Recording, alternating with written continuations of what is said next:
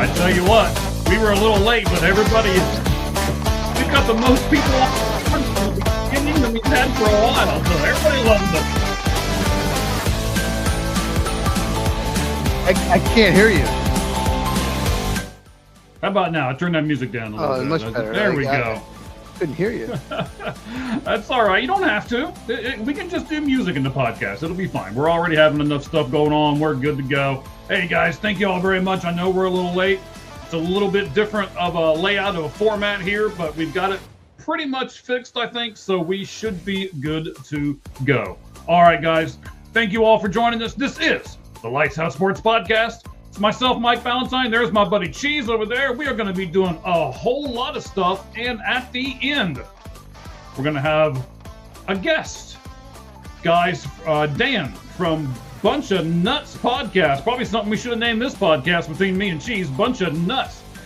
So, yes, they are a Ohio State-centered podcast. They do the baseball and the football, so we will talk about the 4 big draft picks from Ohio State at the very end. Can't wait to do that with Dan from Bunch of Nuts.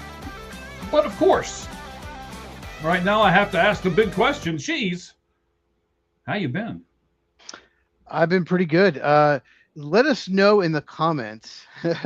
We had trouble with the format leading up to this, why we're a little late. Depending on, I've gotten a couple texts saying, no, everything's fine. And I've gotten texts from other people saying, I can't see you at all. So let us know if you can see me at all. Let us know how it looks on YouTube. But I've been pretty good. How have you been? It's draft week, so I'm so busy. So busy. Like I don't have time to breathe. And of course, Raman, we appreciate you being with us here right now. Thank you very much. You and a whole bunch of your friends are here, so we appreciate that. And again, if you can't see Cheese or you can't see me, if you can't see me, it's okay. We have no problem with you not being able to see me. But if you can't see Cheese, I mean, shoot, that's why half of you turn in, maybe 75% of you turn into this broadcast is to look at Cheese the whole time. So this is what gets us the views. That is what gets us the views, buddy. Yes. All right, so we're going to jump in pretty quick here. We're not going to do a whole lot of stuff in between. We're going to go right into the 5 Flamin' 5 and 5. For those of you who do not know what that is, let's give you a little bit of a background on it. We're going to give Cheese 5 minutes. He's got 5 questions to answer. And then if he can do that, we're going to do a 6th question. Cheese, I'll give you what the title of the 6th question is. Okay. We're going to talk about college schools with the most first-round picks in the draft. Oh, I love draft trivia. I love. I do. I know you do. Oh my gosh. Okay. So that's what we're going to do here in just a moment. We're going to give you the top 10 schools that have the most first-round draft picks, and then we're going to talk about it. Okay. I could probably name 7 of them right away. Oh, maybe we'll see. Maybe we'll see about that before it's all said and done. Okay. All right. So, ladies and gentlemen, let's go ahead and kick it in. Let's do the 5 Flamin' 5 and 5. Let's do music. And let's do graphic. Okay. And then we'll start with the questions. Of course, we will start the timer. Man, there is just everything going wrong around here that can here right at the moment. I've been kicked off of my other email. Hang on. Apparently, Mike gets kicked off of a lot of emails. Oh, it's everything goes on my work, and most of you guys know that I'm a first responder, and we do a lot of encrypted stuff because there's a lot of things that we can't put on email and stuff like that. So when you try to log in from anywhere else but work, you try to log in on it from home or something like that, it says, "Oh no, get off of there," and it does all kinds of crazy stuff. So we need to get Mike a Yahoo email. Okay. No. No, he's like, no. No, okay. I'm good. Okay. Not that I don't like Yahoo, because honestly, I like Yahoo Sports a lot, but I'm not going to use it for my email. Anyway. Okay. Let's go ahead and start with the 5 Flamin' 5 and 5. Cheese, here we go. It's a long says I'm less than 4 minutes. Are we going to start over? What, is it already started? It says 3. Yeah, it's in the 350s.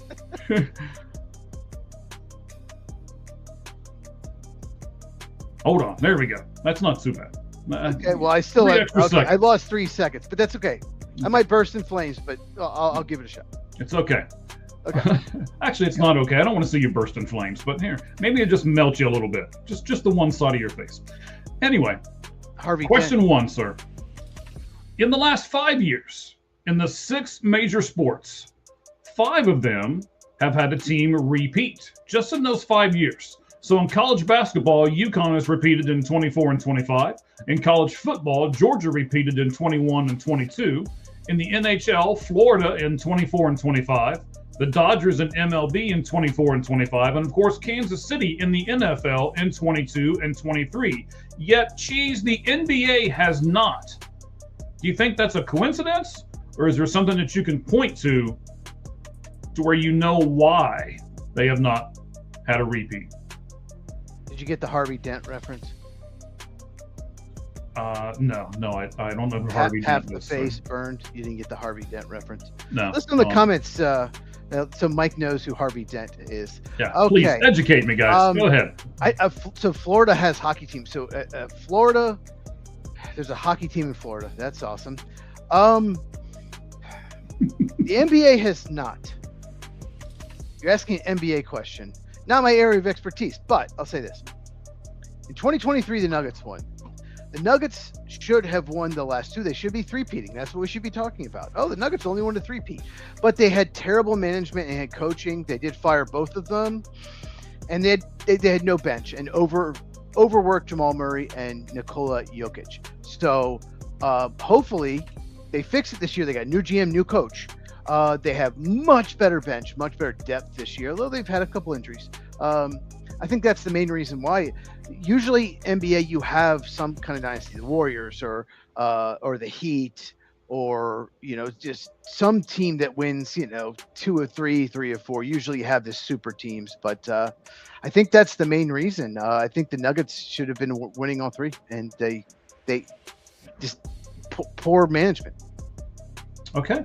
Nikola Jokic is unbelievable. He is. And I thought you didn't like the NBA. Now here you are. You talked over a Well, minute on Nuggets- NBA, man. Come on now. But I like the Nuggets. I don't like the NBA, but with the Nuggets, when they got to the final, I watched those games. Okay, we got 4 more questions here. So former Steelers head coach Mike Tomlin is joining NBC Football Night in America pregame show. Do you think he'll do well on television? If he's the same Mike Tomlin on the press conferences, absolutely. Tony Dungy was nice guy. Everyone likes Tony Dungy. Didn't bring anything to broadcast. It was boring. Tomlin, if he is the same Tomlin press conferences, I'm going to love this. I hope he has no filter. So I'm actually very excited about this. All right, Mariners outfielder Rob Refsnyder shared with reporters the mental health toll going 0 for 19 with his new team, the Mariners. He was on the Red Sox. Mm-hmm. He did thank his wife, because he goes home to her every night, and he thanked the fans who showed up for early batting practice. So I'm going to ask you, Cheese, do you understand the mental toll, or do you look at him and say, suck it up and play baseball, son? Isn't he that guy that he can only hit lefties? He's a right-handed platoon guy? Yes. Yeah, okay. Yeah. I sent you the video. Not that you watched it, but I sent it to you. Sorry, I missed it. I had a lot going on today. I did I not know watch you the video. Sorry. Yeah, suck it up. Just suck up. You're a Major League Baseball player. Stop whining. Stop complaining. Oh, it took a toll. I started 0 for 19. Oh, come on. A lot of people struggle in April. Just suck it up. What a baby. What a baby. And he's playing victim. I cannot stand, Mike. We've talked about this before. I cannot stand when people play victim. Suck it up. Be a man. All right. I'm with you, buddy. I'm right there with you.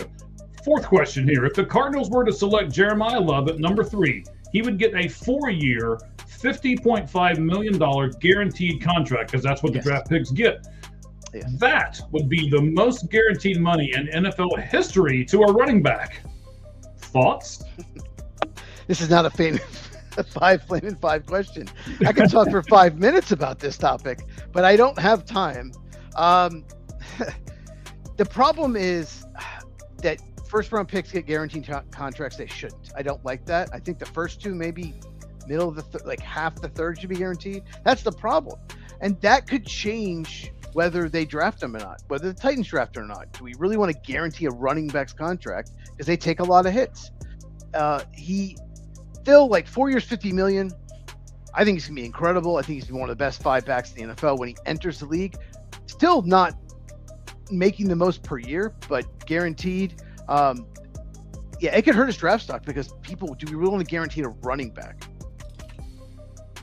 Yeah, I'm with you, but I tell you what, I'm not looking at the screen. You've got to be getting close to time. Yeah, you are. Okay. 35. So let me give you the question. NFL trivia time. Which Big Ten school has had the most NFL Hall of Famers? Ohio State, Michigan, USC, or Penn State? It's still counting down. Yeah, go ahead. I'll give you a chance to answer it, and then we'll go over it. Well, I know it's not going to be Penn State. It's one of the. Okay. It's not Penn State. All right. So which one of the other ones? I mean, Franco Harris is one, but like, I just can't think of a lot of Penn State guys that are Hall of Famers. So, Ohio State, Michigan, and USC, they all have so many Hall of Famers. What are you trying to do to me, Mike? Oh man! I gave you this question ahead of time. You could have cheated, I guess. No, I refuse to cheat.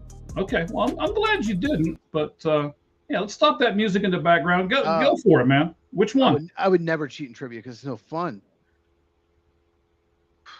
For some reason, I feel like because you asked this and you're a Ohio State fan, that's not Ohio State.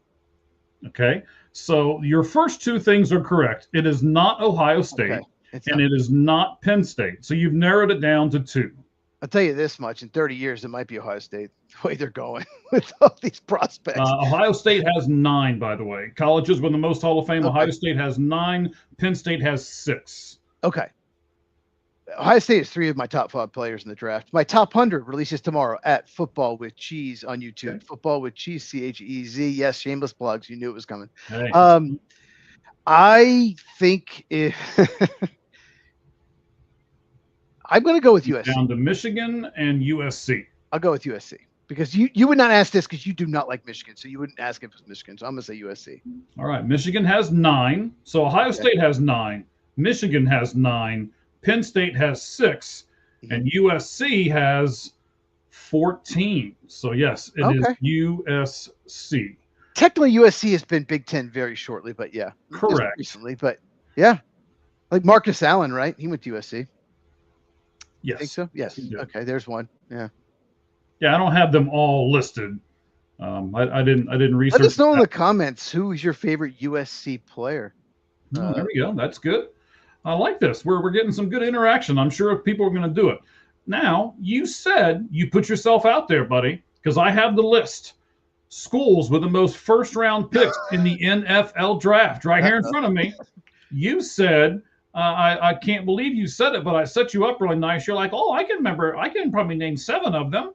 Like, all right. Yeah, I mean, well, look, okay, so Alabama, LSU. Hang on. You give me a name, I'll give you the rankings. Alabama.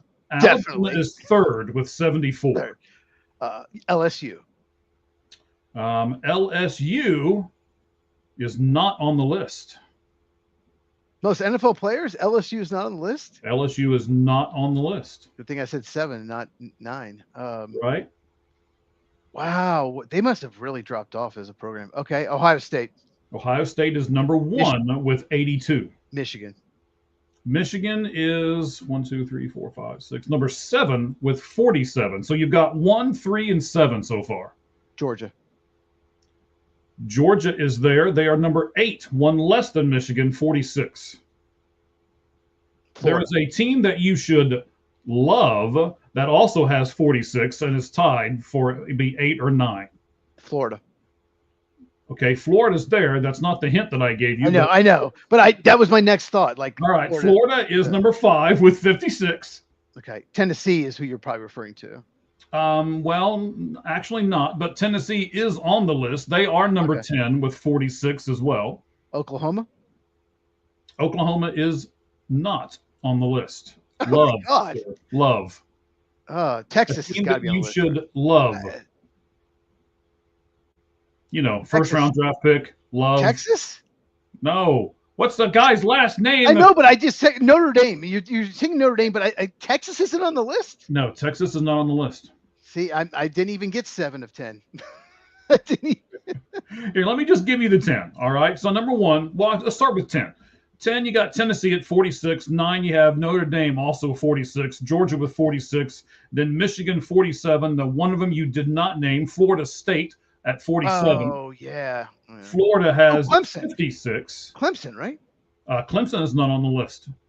Florida at number 5, 56. The U is at number 4. Oh, Miami. Oh, I didn't even think. I should have thought of that. Oh, yeah. Alabama, number 2. The other one that you didn't get, USC is at number 2 with 75. And I would have said Ohio that. State, number 1 with 82. LSU and Oklahoma are not on the list. No. Wow. Okay. Texas? No. No. It's Tennessee, Notre Dame, Georgia, Michigan, Florida State, Florida, Miami, Alabama, USC, Ohio State. Wow. Well, I could have gotten 13 of the 15. Well, you know.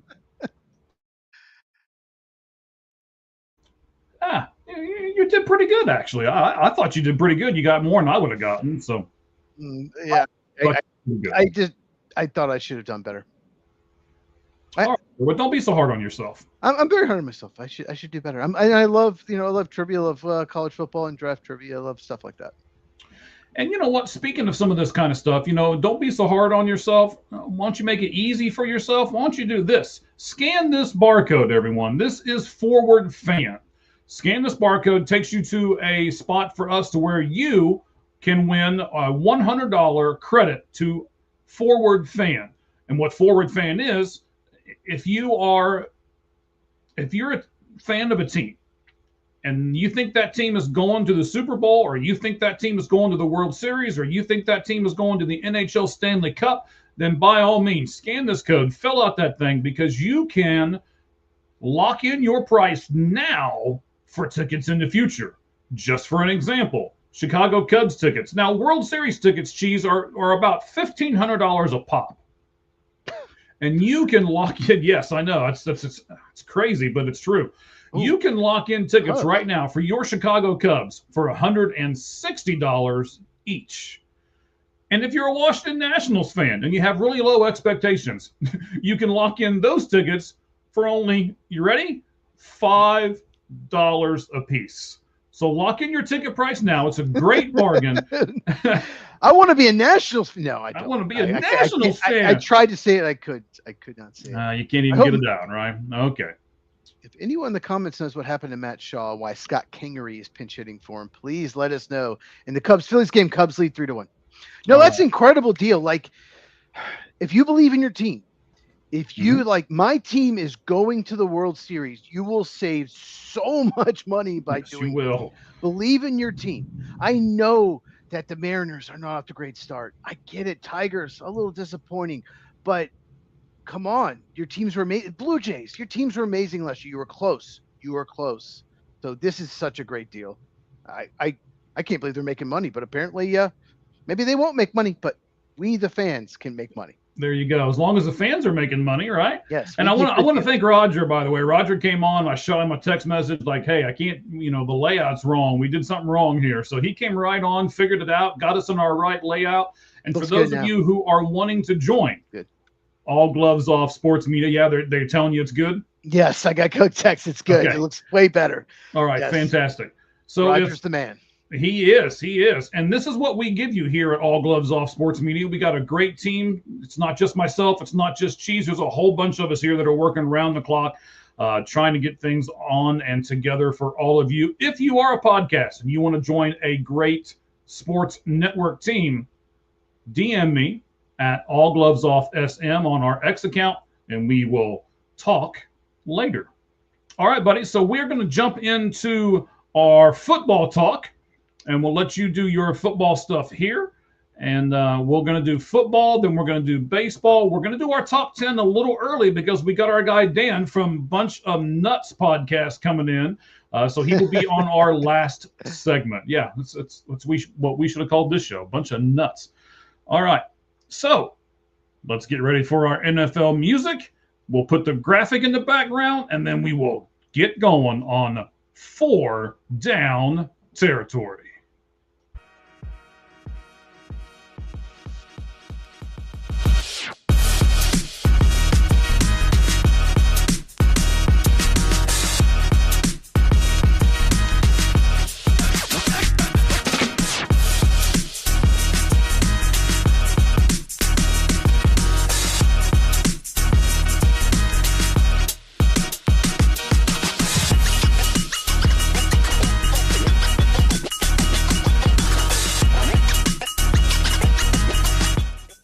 All right, Cheese, I know you've got everything ready for 4 Down Territory. We're going to talk a couple of specific teams. What are we going to do in this segment today, sir?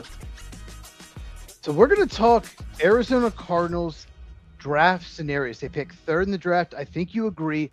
That's kind of where the draft starts. That's where we could see so many different scenarios. So we're going to break them all down right here. And well, basically that's what we're talking about. And we're also going to talk about some wide receivers that may be on the move as well. Okay. Where do you want to start, buddy? Let's talk about the Arizona Cardinals, third overall pick. What do you think about that? All right, I'm liking it. Let's keep going with that. So there are several scenarios for this spot. Like I started thinking about this. I texted you and I was like, we got to talk about this because this is insane. Mm-hmm. So the rumor is GM Monty Ossenfort, he really wants Texas Tech edge rusher David Bailey. Okay. Popular name. Mm-hmm. And if the Jets take him at 2, the Cardinals will then try to move down. Once again, it's a rumor. About half the stuff is complete lies. Another 20% is half truths. You never know. But so first off, here's what I want to ask you. If the Jets select David Bailey, the pick is expected to be between, let's just say Arizona can't move down.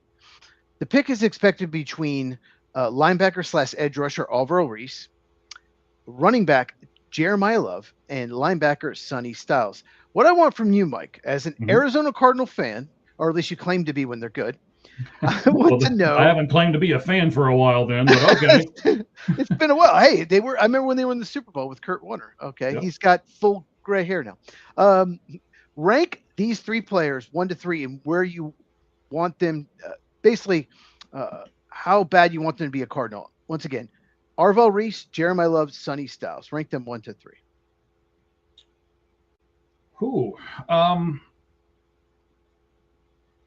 there's some caveats to each one of them in a way. I mean, I would understand why they would want Jeremiah Love, but currently they've got a decent running back field, so I don't know if you get him now.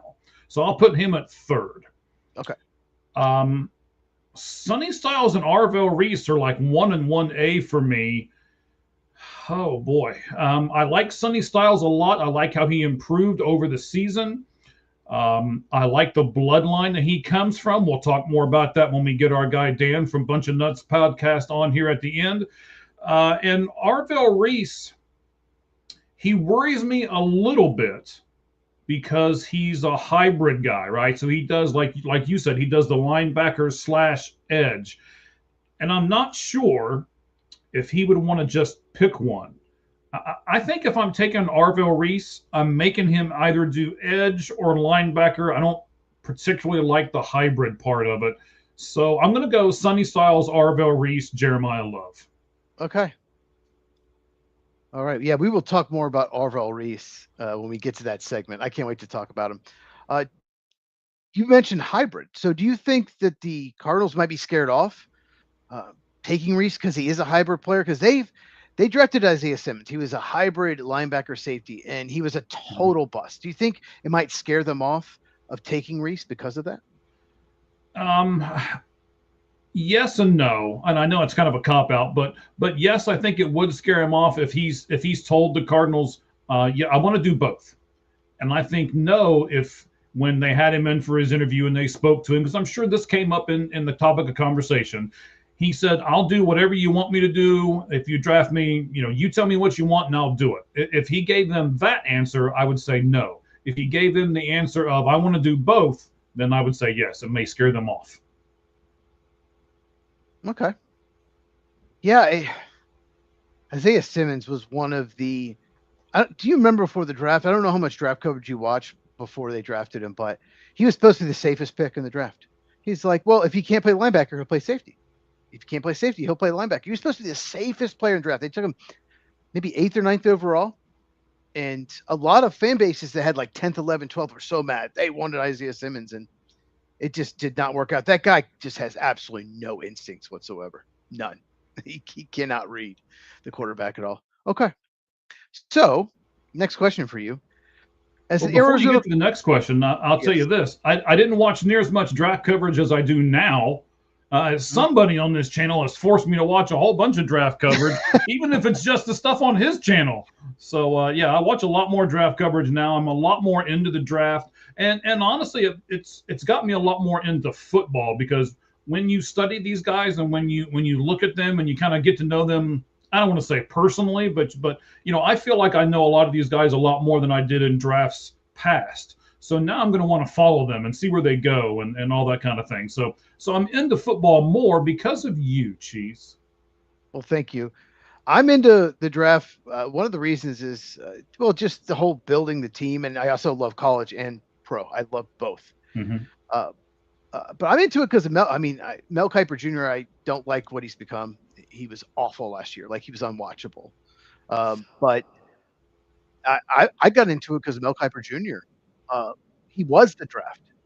Like, there was no other, when I was a little kid, there was no other, there's no Dane Brugler, there's no Daniel Jeremiah. It was what Mel's board is. That's what every fan sees. That's it.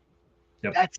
So if Mel didn't like the guy or really liked the guy, that's what you thought. And you wanted your team to draft whoever Mel had the best player on the board. Mm-hmm. Now we know, Mel can make mistakes. He's had good drafts, bad drafts, but yeah, Mel Kiper is one of the reasons I got in the draft. But I'm not even getting into how awful. Yeah, but what the draft has become now, how publicized it is, and I mean, it's going to be in Pittsburgh, and now it's 3 days, and it's all kinds of stuff now. So I mean, the draft has grown so much.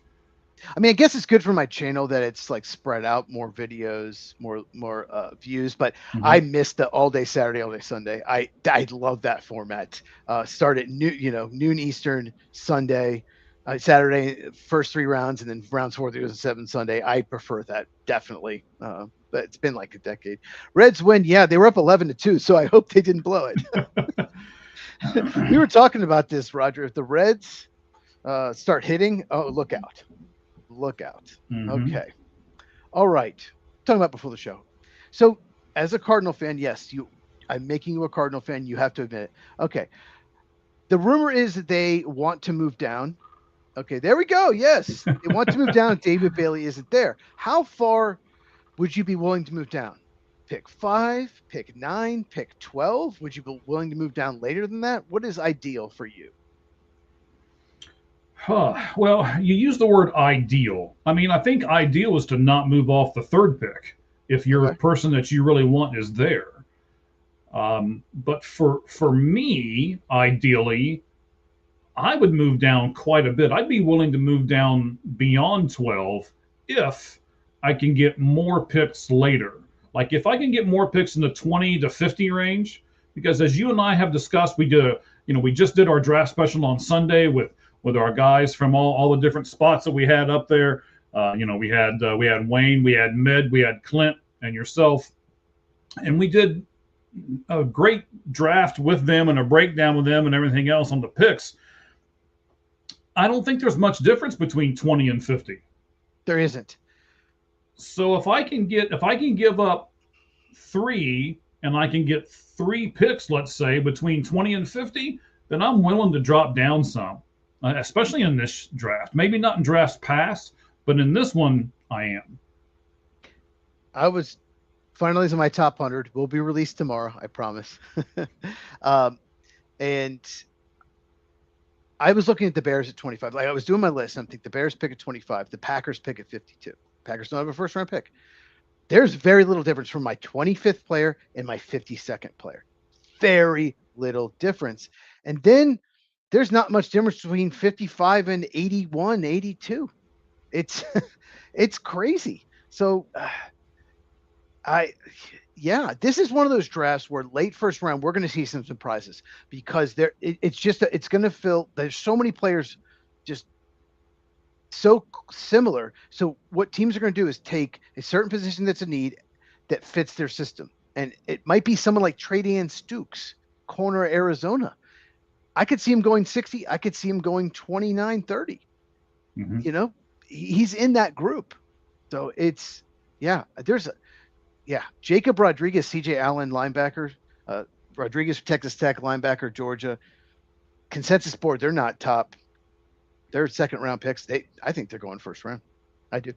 It will be interesting. And, you're mentioning all of this. Our top our lights out list, which is kind of our way of a top 10, Very right? true. Very We're true. going to do that here in a few moments. And we are going to pick, oh, we're going to do Nico Horner. surprises in the first round. What did you say? You worded it better than I just did. What was it?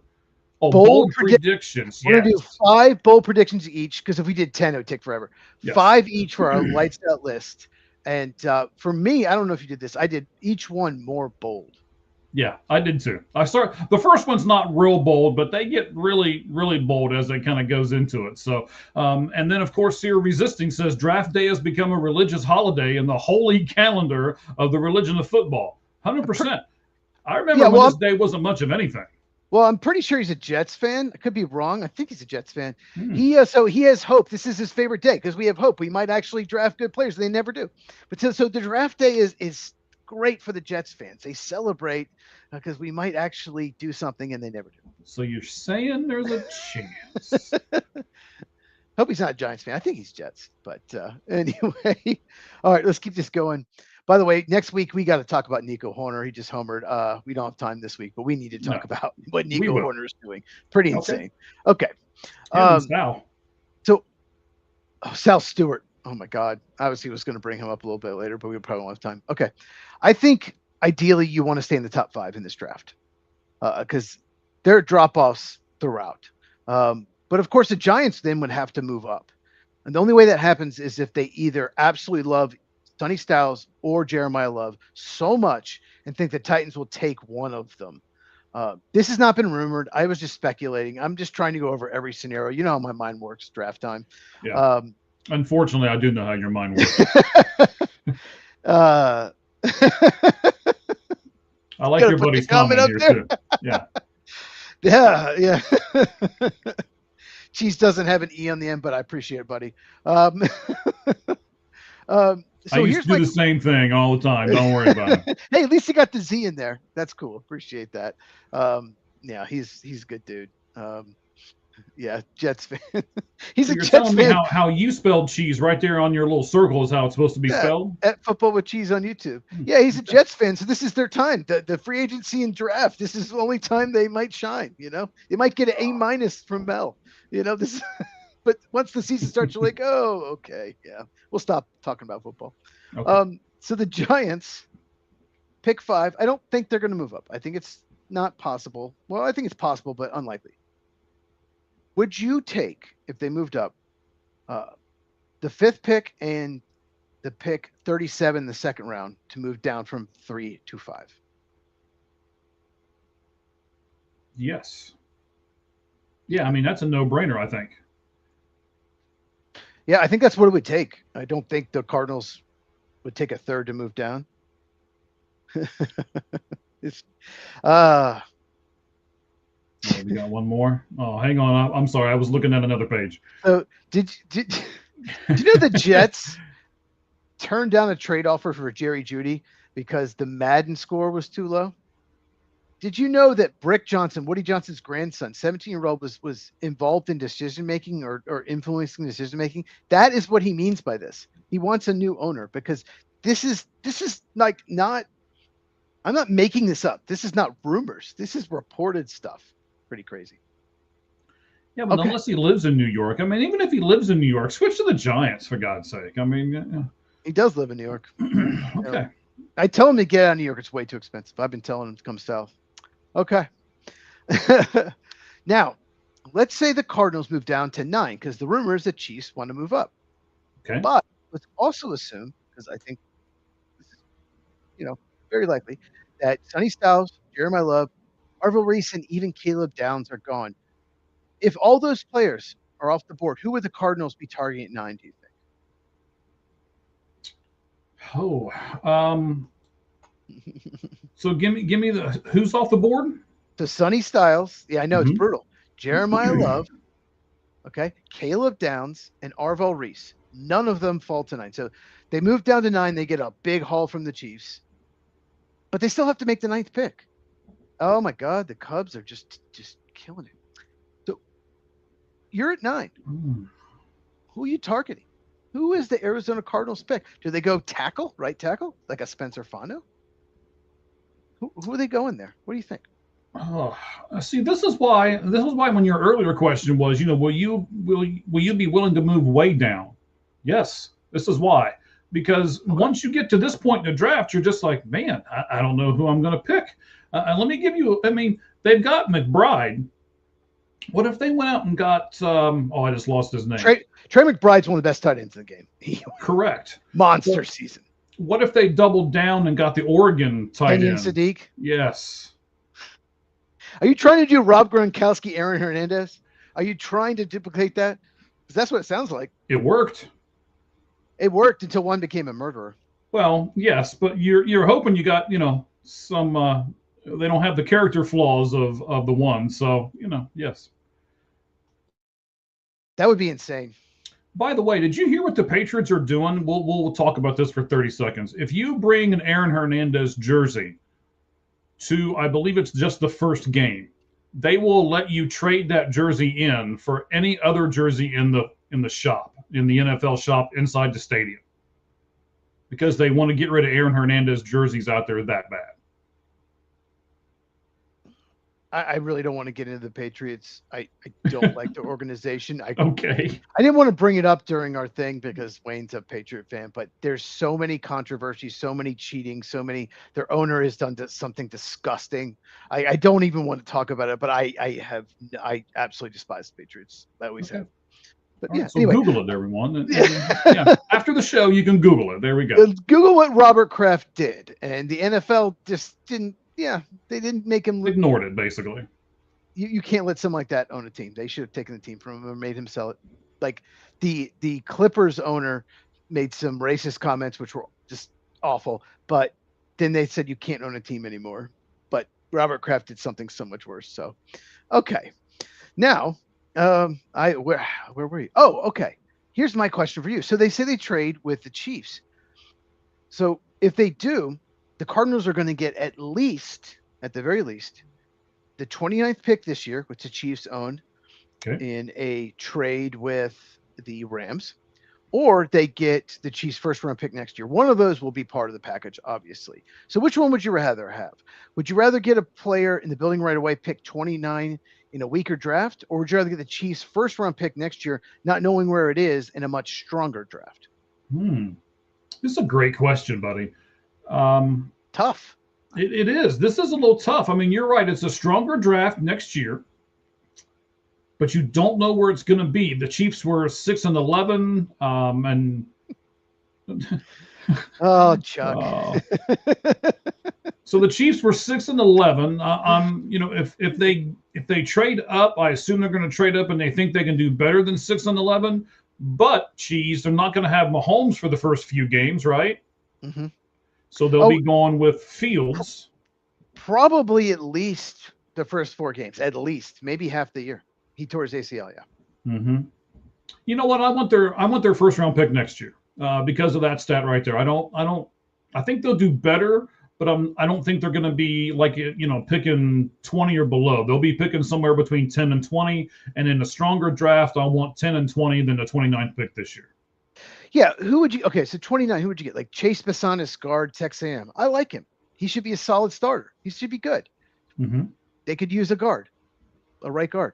Okay, does that excite you? Like, just look at who you're getting at 29. You're getting a mid-second round pick talent in this draft. So I agree with you. Let's take the pick next year. The Cardinals are not winning the Super Bowl this year. No. So let's look to the future. Okay. Yes. Now, here's one I've been looking forward to. I want to hear your answer to this. I'm so glad I thought to ask you this. Do you think there's any chance the Cardinals go either Jordan Tyson, wide receiver, Arizona State, or Cardinal Tate, wide receiver, Ohio State, with the 9th pick, and try to trade Marvin Harrison Jr., who's been a disappointment, former top 4 pick, for a day 2 pick in this draft? Is it possible? Okay, so let's go over this piece by piece by piece, right? Yes, you're right. He's been a disappointment. I'm really upset with him. I thought he would be better. Yeah. But you got him as a top pick 2 years ago, and now all of a sudden you want to basically say that you were wrong and trade him for a second round pick in this year's draft? Yes. Yeah, I don't think Monty Ossenford or anybody else in that Cardinals organization would be willing to do that just because of what it says about their drafting. Even if they got Carnell Tate, Jordan Tyson at 9, even if they moved down to 9 and one of those players is there, because I really like both players. I'm very high on them. And what if they're really high on those guys? What, you don't think so? I don't think they're going to get another receiver. I mean, I think if anything, you trade Michael Wilson. Because he's not been great, and then all of a sudden he had a breakout year. So you trade the guy who all the all of a sudden had a breakout year. He is a free agent end of the year too. If you don't think you can sign him, okay. So basically, we know the Eagles are expected to trade AJ Brown probably to the Patriots after June 1st for cap reasons. Yep. And they're likely in the market for number 1 receiver. So you would not take the 54th pick for Marvin Harrison Jr. What about this? Obviously you won't. What if they offer you the 54th pick, second round this year, and a third next year? Would you take that? For Harrison? Yes. Wow. You know assuming you're at 9, assuming you're at 9 and you love Tate or you love Tyson and you just, we got to draft him and the Eagles have already, you agreed to it. If this guy's there, assuming that. You know what? I'd take the chance. Go ahead and do it. Who are we taking? Carnell Tate or Jordan Tyson? Well, I would be if they're both there. I am much higher on Carnell Tate. We'll talk about that too when Dan comes on with a bunch of nuts podcast here in just a little bit. Personally, I'm higher on Tate, but I would understand with the Arizona connection where they might want to take Tyson too. Okay. I mean, honestly, I have them neck and neck. I went with Tyson just if he's healthy, 100% healthy. That's a big if. I'm going to say it's a big if, buddy. I have him higher than Tate, but they're both should be outstanding players in the NFL. I like how you're just all of a sudden poking at this bear over here, and now you're throwing Marvin Harrison Jr. out there and everything else. That's I'm trying to think of every scenario. He's been disappointment, and there's been rumors that teams are interested. I've not heard a single rumor that they're trying to move on from him, that they're listening at all. I'm just hearing rumors that some teams are inquiring about him just to see if Arizona is willing to move. You may as well call. The least they can say is no. Which they probably will. All right. So are we? What was that? Was that it, man? That's it. The football thing flew by today. Daggone. I can ask you. Hey, we could tell. Okay, I tell you what. We'll go pick by pick, the top 100 on my board. We'll go player by player and talk 5 minutes each. Here we go. Okay. Yeah. Sure. Let's do that. Oh man. All right. Well, you know what? Since we're going to go into MLB 4-pitch talk, then what we need to do first is give you music and give you, of course, the best background in all of podcasting, cheese. Here we go.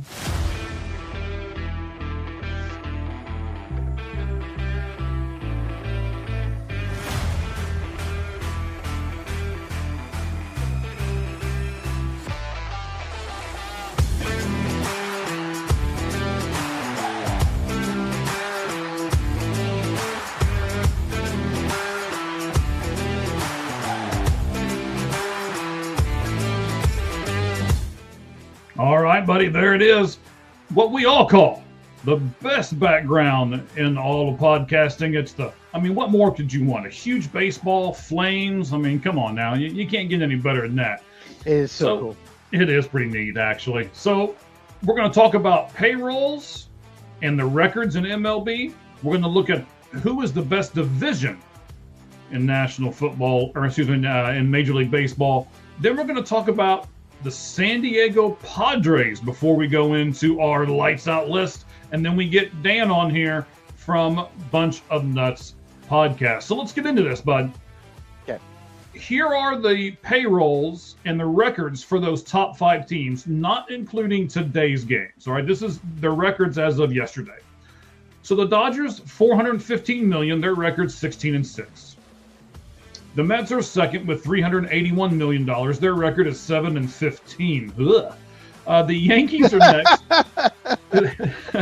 It's the Yankees are next at 300. Yeah. Don't you though? $337 million, 13-9. The Phillies, also a big yuck, are fourth in highest payroll, $314 million, and they are 8-14. I think it got beat again tonight. The Blue Jays are $309 million, number 5, the reigning champion in the American League, and they have an 8-13 record. So first of all, Cheese, of those 5 teams, well, 3 of them have a terrible record. So the 3 that have the bad record, Mets, Phillies, Blue Jays, which one of those do you think can actually rebound? I'm going to say the Blue Jays. This happens sometimes. You have a late playoff run. You go really deep. You're pitching. There's more innings than ever. Even hitters, you go to November 1st, and you don't have that full off season to rest, and you just start out kind of slow. I think that's what's happened to the Blue Jays. I think they're just kind of in a rut. But the talent's there. The Blue Jays their team is so loaded. So I think the Mets and Phillies are really concerning. I've watched a lot of them. They've been playing the Braves and Cubs a lot, so I've been watching them. They have a lot of concerning things. The Phillies can't pitch, they can't hit, and they can't field. So, yeah. Beyond that, they're great. Yeah. But there's a lot of concerning things with those teams. So, of all of them, I think the Phillies in the worst shape, but I'd say the Blue Jays in the best. Yeah, I would agree with you. The Phillies are batting 157 right now as a team. So, I mean, that's awful. The Reds weren't batting much better as far as that part goes, but their bullpen was so much better and their fielding was great too. So, you can have one bad spot in your team, have 2 good ones, and still be okay. I mean, the Reds, I believe, well, they scored 11 runs today, so they might not be a negative run differential anymore, but they were as of yesterday. Mets lost again. They're 7-16. They've lost 12 straight games. Wow. And the Toronto won. They've won 2 straight. So, yeah. Okay. So we're looking smart. We picked the right team. So, Cheese, it's not just about spending money, but it's about spending it correctly to build a team. Tell me, in your opinion, I mean, I can throw $300 million at a team, but if I don't spend it right, it's still not going to be a winning team, right? Oh, absolutely. Absolutely. The Yankees, God, they were very good in the 90s, no doubt about it. I remember watching it. But even the early 2000s, they had some teams they'd spent like crazy. They'd sign whoever the biggest free agent was, they just signed it. And a lot of those players busted. And yeah, they had teams that just weren't that great. So it's spending. Don't spend money just to spend money. Spend it responsibly. Okay. I get that. And I totally agree with you as well. I mean, that's 100% what can happen. And 3 of these 5 high payroll teams prove it to us. What about injuries, Cheese? Do they happen to everyone? Do they seem to happen to, to some teams more? Does it all just kind of even out in the wash? I don't know. The Arizona Diamondbacks and Astros, like if they have more complaint than anybody, but certain teams are more injured than others, but every team has injuries. The Braves and Cubs have lost two of their best 3 starters to injury. So it's like, and they're doing great.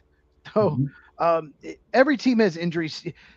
If Soto was 100% healthy and playing amazing, they still would not be very good. So you cannot use an excuse. You can mention it. You can say, okay, if we had, you can mention it, but it's not an excuse because so many teams have injuries. So what about clubhouse chemistry? I know we've talked about this before. Dave Dombrowski said something to Bryce Harper like, you're not an elite player anymore. So that chemistry, I'm sure, took a hit in that clubhouse, and look where they are. But can managers overcome some of these chemistry issues and slow starts? That was such a dumb statement. It helped nothing. Never should have been made public.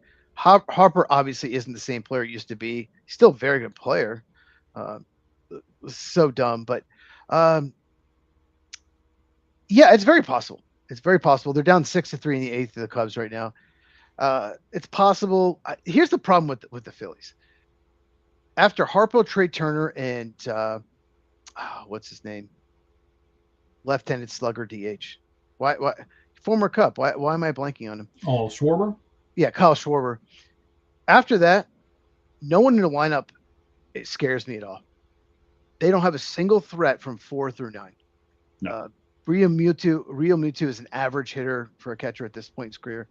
Alec Boehm, I mean, come on. I mean, like there's no one that scares you Mm-mm. at all in lineup. If you get out of those first three without giving up runs, you're fine.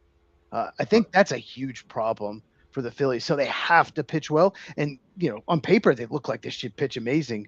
But oh man, who pitched yesterday for the Phillies? Uh, Aaron Noah. He's been awful um, so far this year.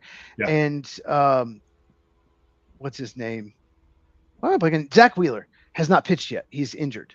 So they need Nola to find, turn it around. And they need Zach Wheeler to get healthy.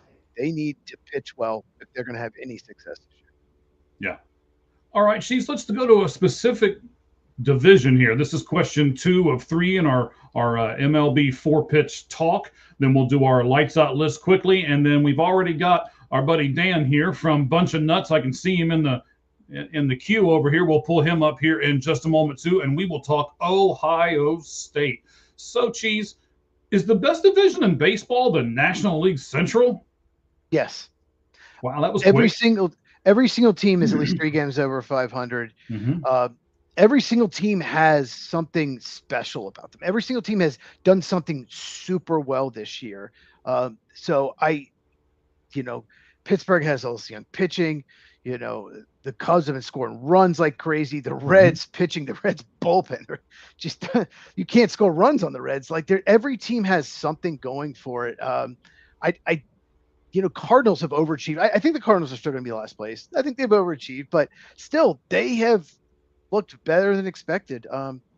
So yeah, I think hands down, NL West has 3 really good teams, but 2 teams that suck.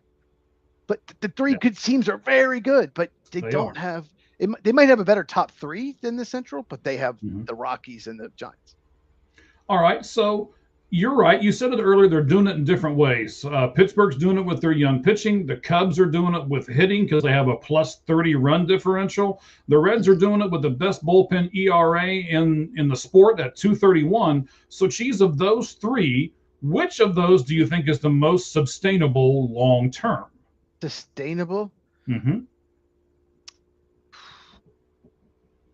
Because this is just the beginning of the season. We got a lot more to go yet. Yeah, I mean, I think maybe the Cubs lineup, because 1 through 9, they really don't have a weakness. I mean, PCA struggled at times maybe, but like even one spot in the lineup with his elite defense saving runs. The bullpen ERA, we'll see. It's April 21st. We know how bullpen can fluctuate. So that might be the least sustainable. I don't know. I haven't watched every single pitch for the Reds bullpens, but I know it's been really good. And they missed a lot of bats, but I don't think the Pirates' young pitching is just gonna. I don't think it's going anywhere. All right. I was going to share a couple graphics and stuff on here, but we're close to time here, so I don't want to keep Dan waiting forever off in the corner. So I'm just kind of looking it up on the phone here to the side. That's why I'm staring off to the side here. But here's the new power rankings, right? Your Braves, sir, are at number 1. The Dodgers and the Padres and the Yankees. I'd say 3 of those 4 teams we're pretty sure are pretty much always going to be in those top few. But then you've got Reds, Cubs, Diamondbacks, who you just talked about too, Tigers, who I'm not sure why they're still in the top 10, Pirates. The entire National League Central is from 5 to 10. That is crazy. Yeah, I mean, Cardinal fans, based on the record, might be a little pissed about that. But it just tells you being carried by one guy right now, and once he cools off, so are they. Yeah, Jordan Walker has been amazing. He was such a big time prospect and was such a disappointment. And the fans were like, "Oh yeah, he can't hit major league pitching. He's great AAA." But yeah, he's found it this year. He's been one of the best hitters in baseball. There's so many young guys just hitting. It's great for the sport. I absolutely love it. Sal Stewart and Oh, even like Cubs got some guys like Moises Ballesteros has been very good as a rookie. So, yeah, Nico Horner, we will talk about him next week because I really want to talk about him. But Oh, okay. Not that you're forcing my hand or anything. But all right. well, I mean, there's something to talk about there. There is. He's a fascinating player. He's an old school type player, not a typical major leaguer. So, Correct. but yeah, power rankings on April 21st mean nothing, but it's interesting to look at. But I love what the Braves are doing. They got destroyed today, but I still wouldn't have put them probably in the top 3. Even though their record's great, they still have some flaws. All right. Third question here, and the 3 that we're going to do. So this is our final MLB question before we do our lights out list. San Diego Padres reliever Mason Miller has a 0.00 ERA in his 32 2/3 inning scoreless streak. So based on that, Cheese, can a relief pitcher win Cy Young? And if so, do you think the next one will be Miller? I think didn't Eric Gagne win a Cy Young? There have been a few relievers over the years that have won them, but it's just a handful, and it usually doesn't happen. So, but yes. I mean, what do you think? Can a reliever do it? Yes. And if there is a reliever that can do it, holy crap! Like what he's doing is, I've never seen this before. Like the most dominant reliever I've ever seen is Mariano Rivera, but even he didn't come close to these numbers. No. Mason Miller is unhittable. Yeah, we'll give you some more numbers in a minute. Okay, go ahead. Well, okay, so Miller has 8 saves. His K per 9, you ready? 21.44. So in other words, if he pitched 9 innings, he would strike out 21 and a half batters. Out of 27. Out of 27. Yes. Okay. So the Padres, Cheese, wanted to convert Mason Miller over to a starter. Based on 21.44, would you? Or do you think he's better as the reliever he is right now? Oh, I do. Why move him? He's having the best season so far. He could have the best season a reliever's ever had. I remember when they tried to make Jonathan Papelbon, the Red Sox, a starter, and it went terribly. Moved him right back to the bullpen. Yeah. Aroldis Chapman with the Reds, they tried to do that. Yes. Yeah. No, leave him there. If you're that good, that dominant. Like, I remember the Cubs don't win the World Series without Aroldis Chapman. They don't make that trade. They don't win the World Series. Like, yeah, he was. The Cubs just they didn't have that 9th inning guy. That was the missing piece. And once they got Chapman, when you have someone that amazing, that you have a guaranteed win going into the 9th inning. If you're up 1 run, it's guaranteed. Keep him there. It's what he's doing. I have never seen anything like this. I don't know. Was there any reliever like this in the 1950s? You're so funny. Anyway, so it's your obligatory stab at the old guy, right? You got to get one in at least every podcast. So okay, here we go. I got it. It took you a little while, but you got it. Yeah, you got it. I got it. It was set up perfectly. I did that for you really well too. So he has a negative FIP, which is fielding independent pitching. It's negative 1.11.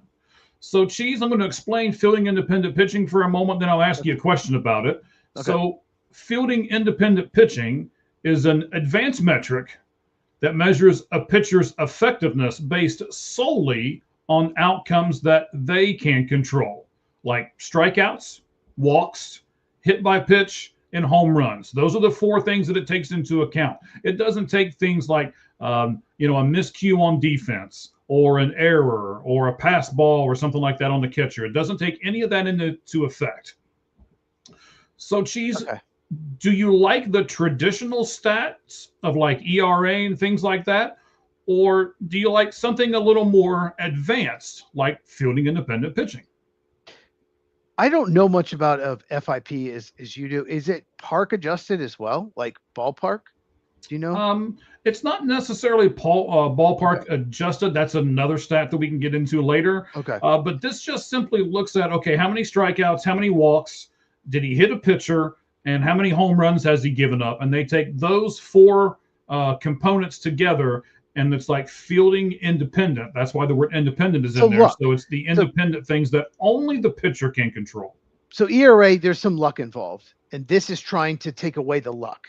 Is basically Yes. okay. Yeah. I think it's really important, no doubt about it.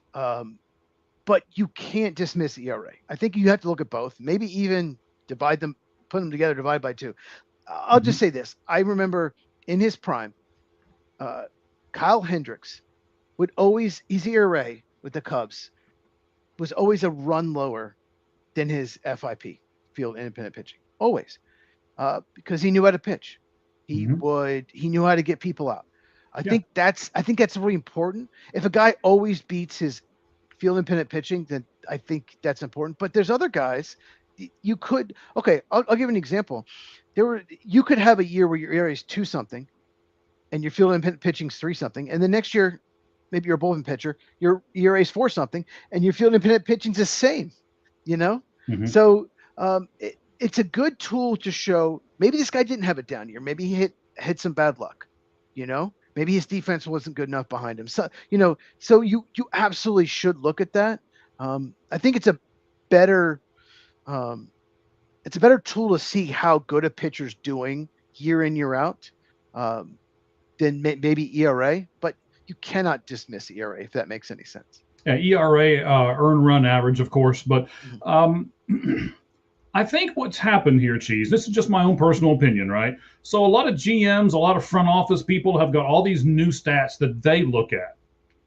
And someone somewhere said, you know what? If we're smart enough to look at these stats, I think the average baseball player is smart enough to look at these stats. So here's my final question in our baseball talk, and it's this. Do you think MLB has too many numbers and it tends to simply confuse the average fan? Yeah, I do. I like it. I think analytics is much more interesting, much more important in baseball and football. I think it was way too far in football. I think I enjoy it more in baseball, but there's so much out there. Sometimes it is confusing when they talk about it. Oh, he's outs above average or defensive run saved. Which one's better? Like some people like one or the other. So I think it can confuse. It takes away from just like he just goes out and hits a fastball for a homer. That's good.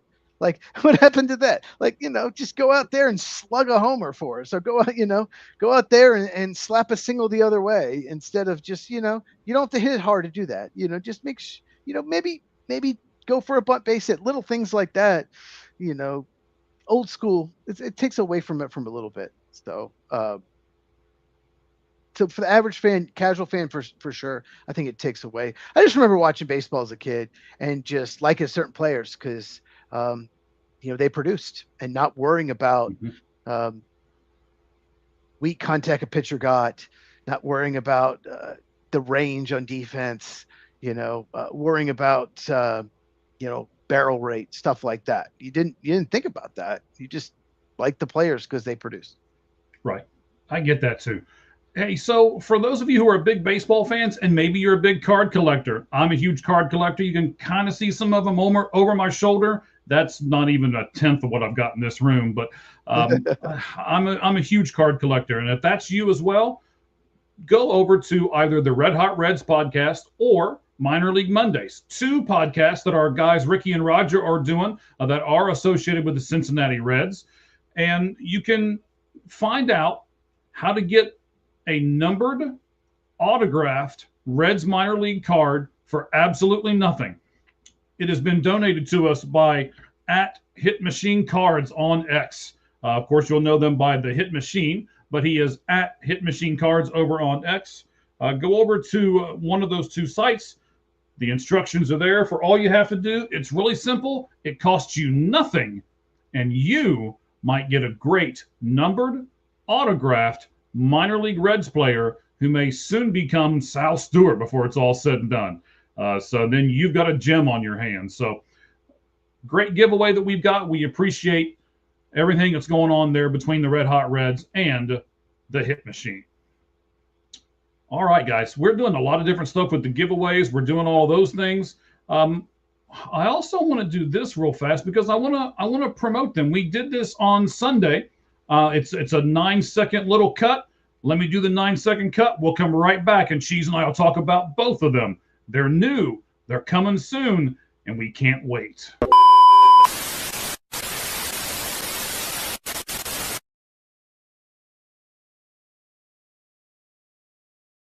That's right, guys and gals. Mr. First Down is going to be a new guy here on All Gloves Off Sports Media. His podcast material and everything else is coming to us soon.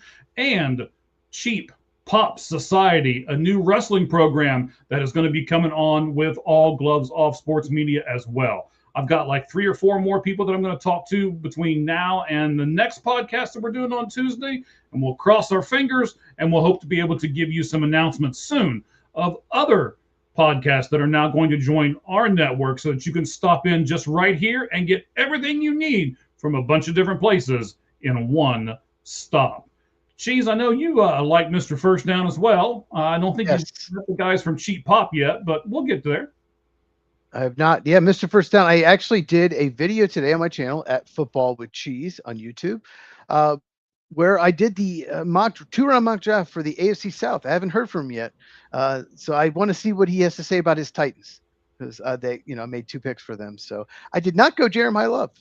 So I don't know if you said, I don't know if you saw that. I know you said something about it earlier. I know we've been really, really busy for the last 48 hours. Sure. So I mean, we did a Bengals thing on Saturday, right, where we broke down the Dexter Lawrence trade for about an hour. That did really well on the channel. I thank you guys for that. Then on Sunday we did the great big huge draft thing where we had Cheese and Wayne and Med and Clint, and we all did picks. Well, not all of us, because all I did was host, thank God, because you probably wouldn't have liked half of my picks. But all I did was host it. We did a great show for them, and we did a great show for a lot of different people. That has really taken off. We've gotten a ton of viewership across all of our platforms. And by the way, we are on a ton of them. Let me run down the list for you really fast. We are on Facebook. We are on YouTube. We are on Twitch. We are on X, of course. And then we have audio only platforms. You can get us on Spotify. You can get us on Apple Music, and now you can get us on iHeartRadio. Plus, we use Substack, if you guys know what that is. So all kinds of different platforms. We are growing, and we are spreading the growth all over social media. So jump on board while you can and listen every chance you get. So, Cheese, I think it's about time. Why don't we do our lights out? How about that? Okay. All right. All right. So today on the Lights Out Sports Podcast, we're doing our Lights Out list. We usually each do 10, but it's a little bit of a special one today because the draft is Thursday. So I didn't want to have Cheese come up. Actually, Cheese came up with this idea. So Cheese didn't want me to have to come up with 10 crazy things that would happen in the draft. So each of us are going to do 5. So Cheese, we'll just go back and forth. You do 1, I'll do 1. We both said earlier that we kind of started off a little slow and then we get crazy towards the end. So do you want to go first or you want me to go first? What do you want to do? It really doesn't matter to me, sir. I brought different notes for different topics. You go first because I have to find my 5 predictions. All right, buddy, no problem. I'll go first. So the Giants, with pick number 10, will pick Keldrick Falk because they believe he's a younger version of Dexter Lawrence, that he's got the same disruptive possibilities. And they're thinking that he can maybe not take the place of Dexter Lawrence, but he'll be that kind of player in a year or 2. What do you think about that? I think there's no way. Well, I mean, as far as impact, it's possible. They're very different style of players. I don't know where my list went, man. Oh man. I got all these things open and man. You can't find your list? I cannot find my list to save my life. I thought I sent it to this computer. I had this other computer. So what I do is I sent the notes, but somehow it was at the bottom of it. It did not, the NFL notes, it's not here. Well, see, that's what you get for having like 12 computers in your house, man. You're just too I only have fancy. 3. I only have 3. All right, well, we'll improvise. I'll just give you my 5, okay? No, well, and then if you can find your 5 by then, or if you want to take some notes or whatever here we you go. want to do. Okay, here we go. I wanted to send it to this computer, so I'm looking at the screen. Let me do that, but like I can go and do my first one. Okay, I found it. Oh my gosh. It was driving me crazy here. Yeah, it's a great podcast, you see. We appreciate it. Oh, I got my notes for my top 100 list. I got notes for other videos coming up. I have so many open. I know. We're both doing a ton of stuff right now. Yes. Okay. First one. The Miami Dolphins will move back in the first round, not from just 11th pick, from the 30th pick. They'll move down from 11, and they'll move down from 30 in back of the second round. And they're going to target picks in the 2027 draft. So they'll move down both picks. I can see that. I mean, we said it on this show plenty of times. The Dolphins need so much stuff. They may as well try to get more picks. And then if they can get more picks in 2027, okay, that's probably going to be a stronger draft anyway. So that makes sense from the Miami Dolphins perspective. Okay, that makes sense. So it's not that bold. Yeah, but it gets bolder. That was my easy one. Okay, what's your next one? So and I'm with you, man. I'm going to get bolder. Just wait till the end. I'm going to get bolder and bolder and bolder here. Okay. So the Raiders will get back in the first round of the draft at number 23 with Tampa Bay. They'll have to trade picks 36, 102, and a second round pick in 2027. And then when they do, they're going to select wide receiver Jordan Tyson to pair with their tight end, their new quarterback, and their running back to have a big offensive attack. Well, Fernando Mendoza will be very pleased.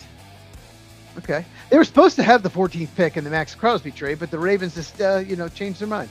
Right. Like, let's just make sure you fail them in physical. Make sure. We'll sign Trey Hendrickson and keep the pick. Okay. Yep. All right. What do you got, buddy? Okay. Both of these off-ball linebackers, C.J. Allen of Georgia and Jacob Rodriguez of Texas Tech, will go in the first round. Both of them, despite being 36th and 44th in the consensus board. The teams that could possibly target them: Buccaneers if they move down, Cowboys at 20, maybe even, Bills at 26, Texans at 28, or you never know, a team moving back into the first round. So both C.J. Allen of Georgia, Jacob Rodriguez, Texas Tech will go in the first round. All right. I take it you're high on those guys, even though the consensus board is not. 36 and 44. It's not a stretch for someone with those numbers to go in the first round like this. But yes, you'll see my top 100 tomorrow. Make sure you check it out at Football with Cheese on YouTube.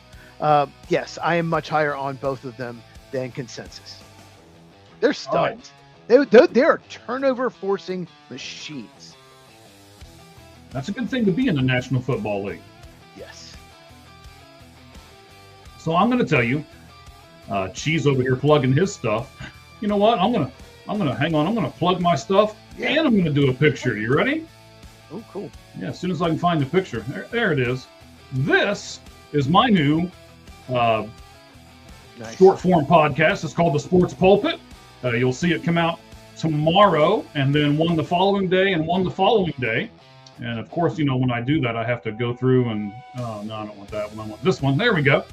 But I'm going to do a couple of things on the draft. I'm going to do Jeremiah Love. Where is he going to go? I'm going to do the Rodgers riddle because he is holding them hostage, I believe. And we'll talk more about Aaron Rodgers and the Pittsburgh Steelers.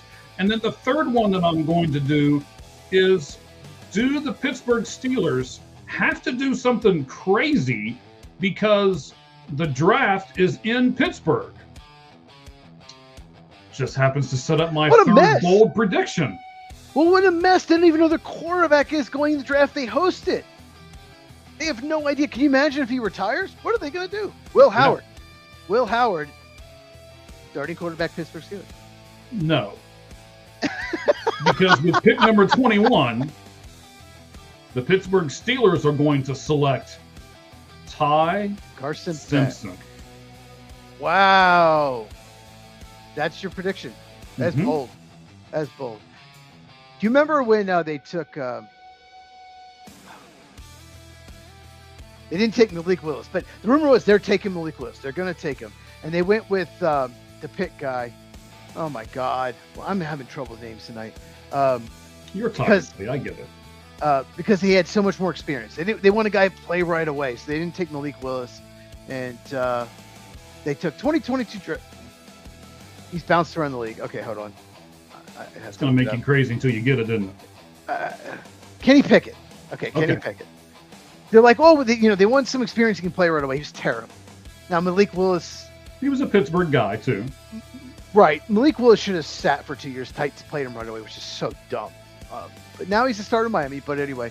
And then last year, Sure Sanders, probably going top 5, right? But then he will never get past Pittsburgh. Pittsburgh will take him at 22.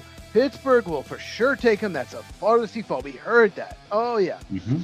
Pittsburgh passed on him like for 4 rounds. Went in the 5th round to the Browns. So, yeah, it's possible, but I don't think they're going to do that.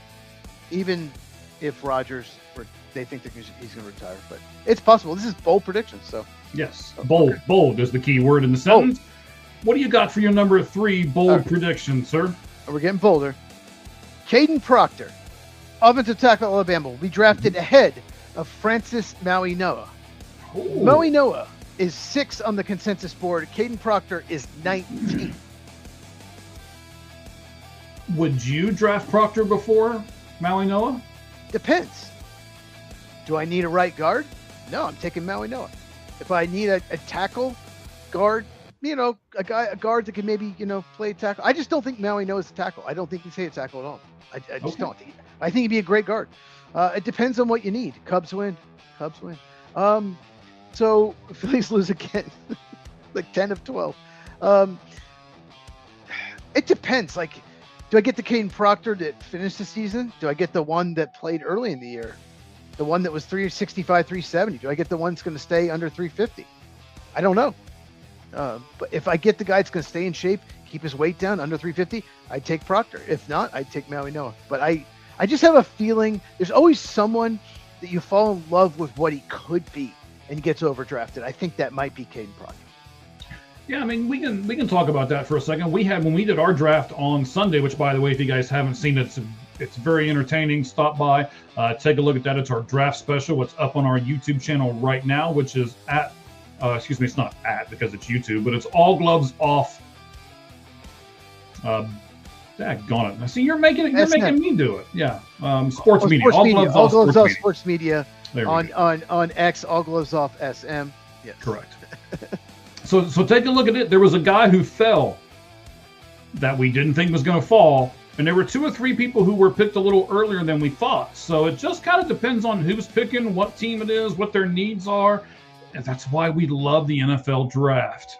My 4th bold prediction is this: the Chiefs trade with the Texans for pick 4. And they keep pick 21, or excuse me, 29, or I guess with the Titans, yes. Titans. So the Chiefs trade with the Titans, pick 4, and they keep pick number 29. So that means they trade picks 40, 74, and their 2027 first-round pick. But they think it's enough because they select Arvell Reese.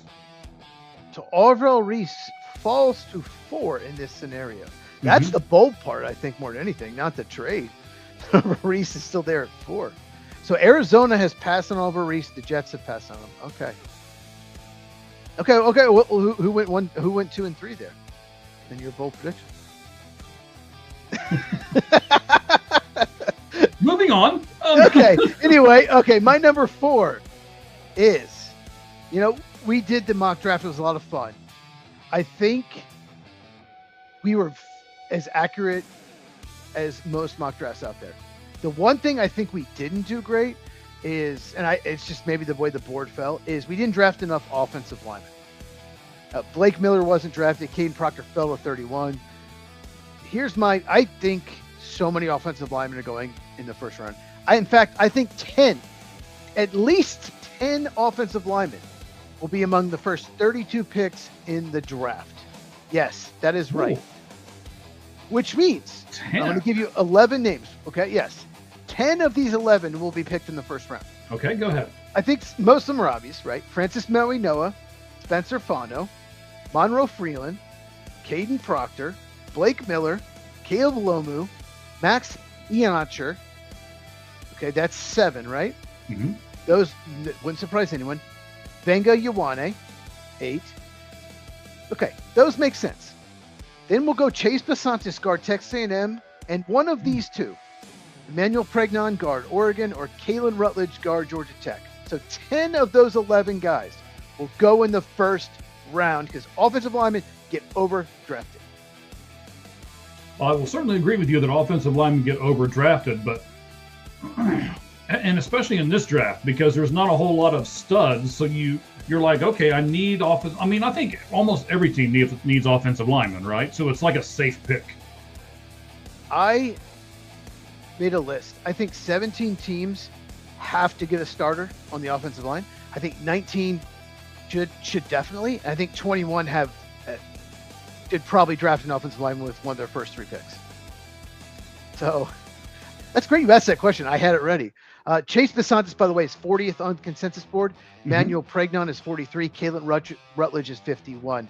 So for me to be right, all those tackles have to go in the first round, and 2 of those 3 would have to go in the first round. I have a feeling there's going to be run on guards at the end of the first round.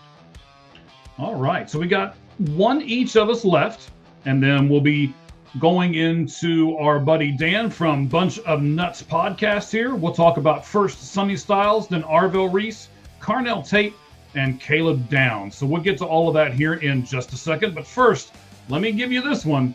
Cheese, you're sitting down, right? Yes, I'm sitting down. Okay, good, because here we go.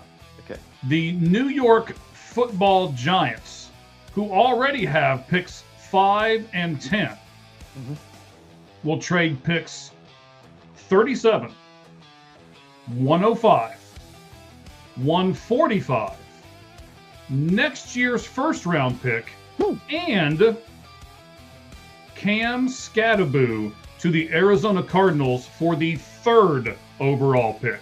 And they will choose Jeremiah Love.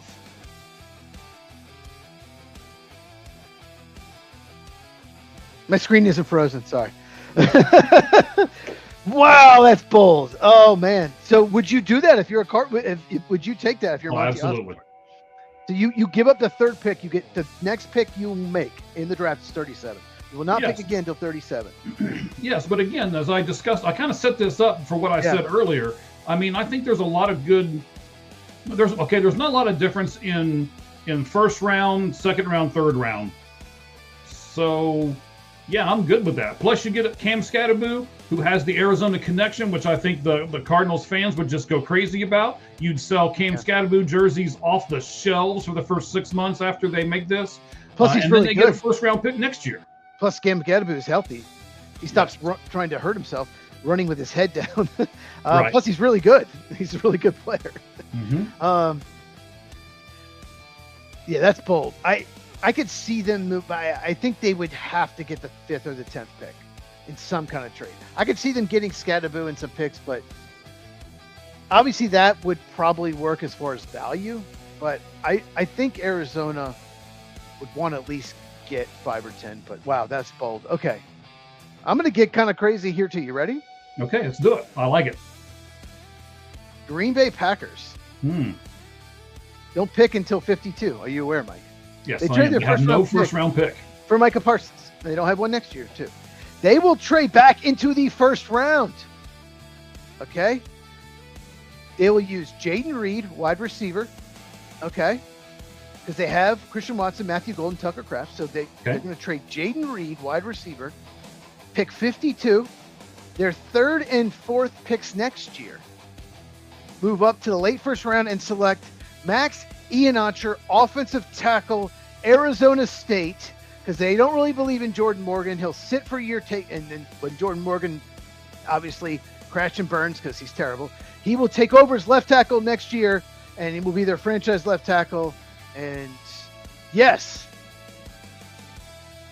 wow, that is my bold prediction. Of course, it has to do with the Packers. I mean, why wouldn't it? Since you're the big Packers guy, but.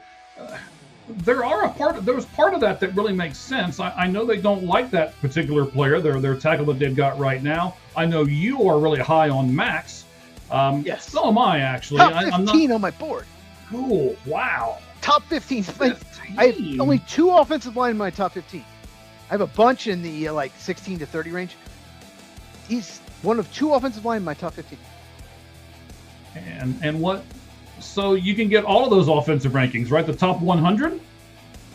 Yeah. Well, yeah. I have my top 100 will be released tomorrow, and he is in my. I think he's 14 or 15. I can't remember. I don't have it in front of me, but you like the player as well. You said.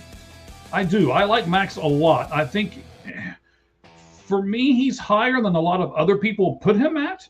But I'm not sure if he's a first rounder. He's that fringe guy in first round, top of the second round kind of guy for me. I don't think he's going to be top 15 for me, but that's where I've got him into the first, beginning of the second. He has the makeup, intangibles, the tools, the work ethic, the athleticism. He has all the tools. He is a risk, no doubt about it. But it's just telling of all the people that Green Bay had in for a visit. No one was even close to the first round except for Max Iheanacho. Why bring him in for a visit unless you're thinking about going to get him? So, that's my 5th bold prediction. All right. So you have heard them. It was a little different this time. We got a bunch of bold predictions, and now what we've got is our good buddy Dan. I can see him. He's getting ready. He's getting real close to the camera to scare everybody here when we pull him in. Got the hat, got the beard, got everything going. But first, what he needs is music.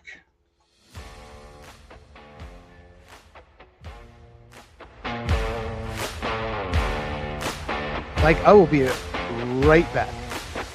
Right back. Okay.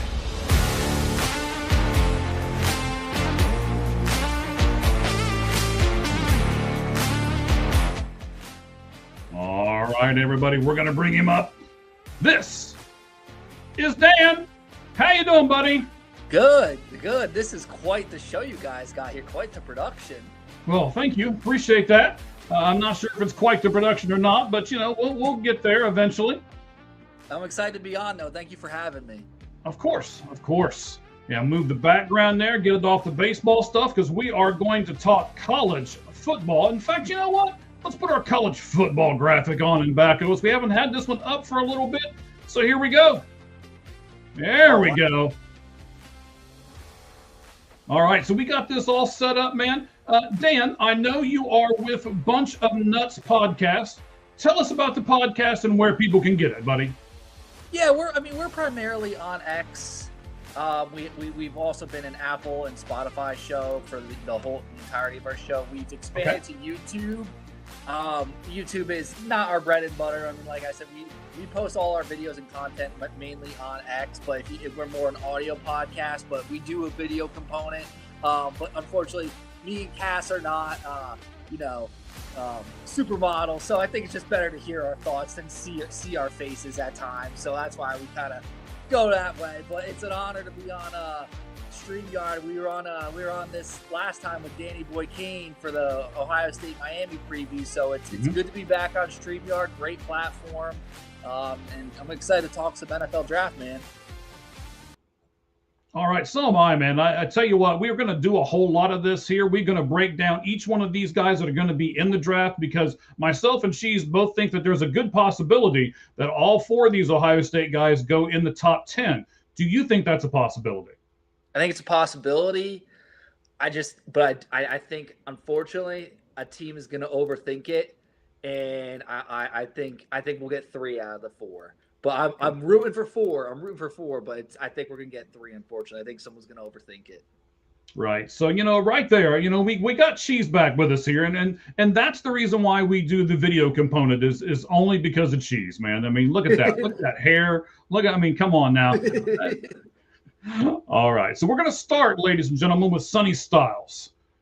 And we're going to do so, and we're going to take each one of these 4 guys, talk a little bit about each one of them, and then there's going to be a little bit of a question at the end. It's just a generalized Ohio State question here for myself, Cheese, and of course Dan. And again, he's Bunch of Nuts podcasts. Check it out on YouTube.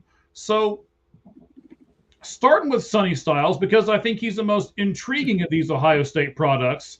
I'm going to start with our guest first. So Dan, he had a great combine, which is what propelled him into the top 10 status. But if a guy has one great game, evaluators tend to kind of pump the brakes and tamper down the excitement.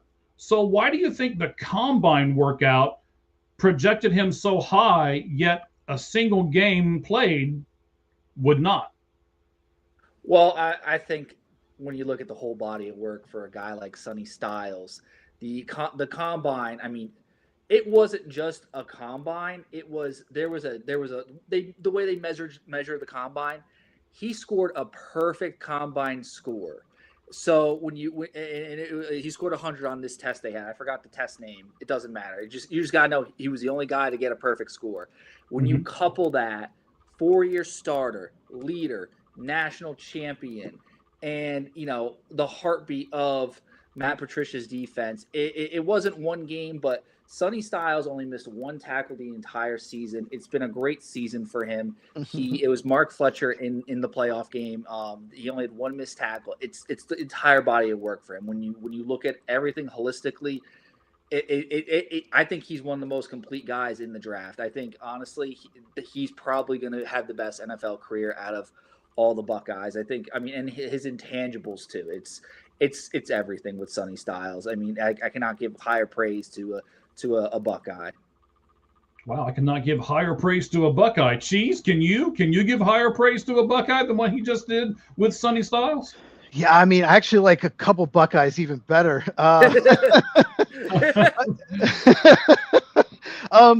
So way to shoot that down right away, Cheese. I have 3 Buckeyes. The 3 guys we're talking about in my top 5. But my top 100 tomorrow, I have 3 in my top 5. So, wow. Yeah, I had this. I have my notes for him. Yeah, 1 missed tackle a year. I have that listed. But so here's Sonny Styles. Here's my notes here. He's so instinctual. He is a freak athlete. He's a safety at 244 pounds, safety athletically. He is so terrific pre-snap. I love watching him getting other players lined. If somebody was out of position, he would squawk at them. You get there. Like he's going to have the green dot in his helmet. He is a very high football IQ guy. He's really physical at the point of attack. He will throw blockers back into the running back. I saw him multiple times shove the offensive lineman back into the running back, slowing the momentum. That's incredible. Killed the play. When you do that, you absolutely kill the play. Let's see what else. Oh, he's good at shedding blocks too. He's good at getting his hands on blocks, getting off of them. Much better overall Reese than that. Like I said, okay, we have mentioned it. 1 missed tackle. He played really well against Indiana. He had an amazing game. Even though they didn't win, he was not because of him. No. Defense did their job in that one. Yes, he was one of the best players on the field in that game. And zone coverage, dropping in zone coverage, he's tremendous. If I'm going to give him 2 little things, I know where you're going, and I'm ready though. Okay. Zone coverage, he's amazing. When he's watching the quarterback, he's incredible. Instincts, whatever. When his back's to the quarterback and he's covering in man, he's not as good. He's much better covering in space and in zone than covering in man. I think he's a little hesitant at times, maybe in man coverage, but also blitzing. He could be a much better blitzer. It's almost like he's trying to not let the quarterback get away from him, lose contain. And I just wish he'd be a little more aggressive as a blitzer.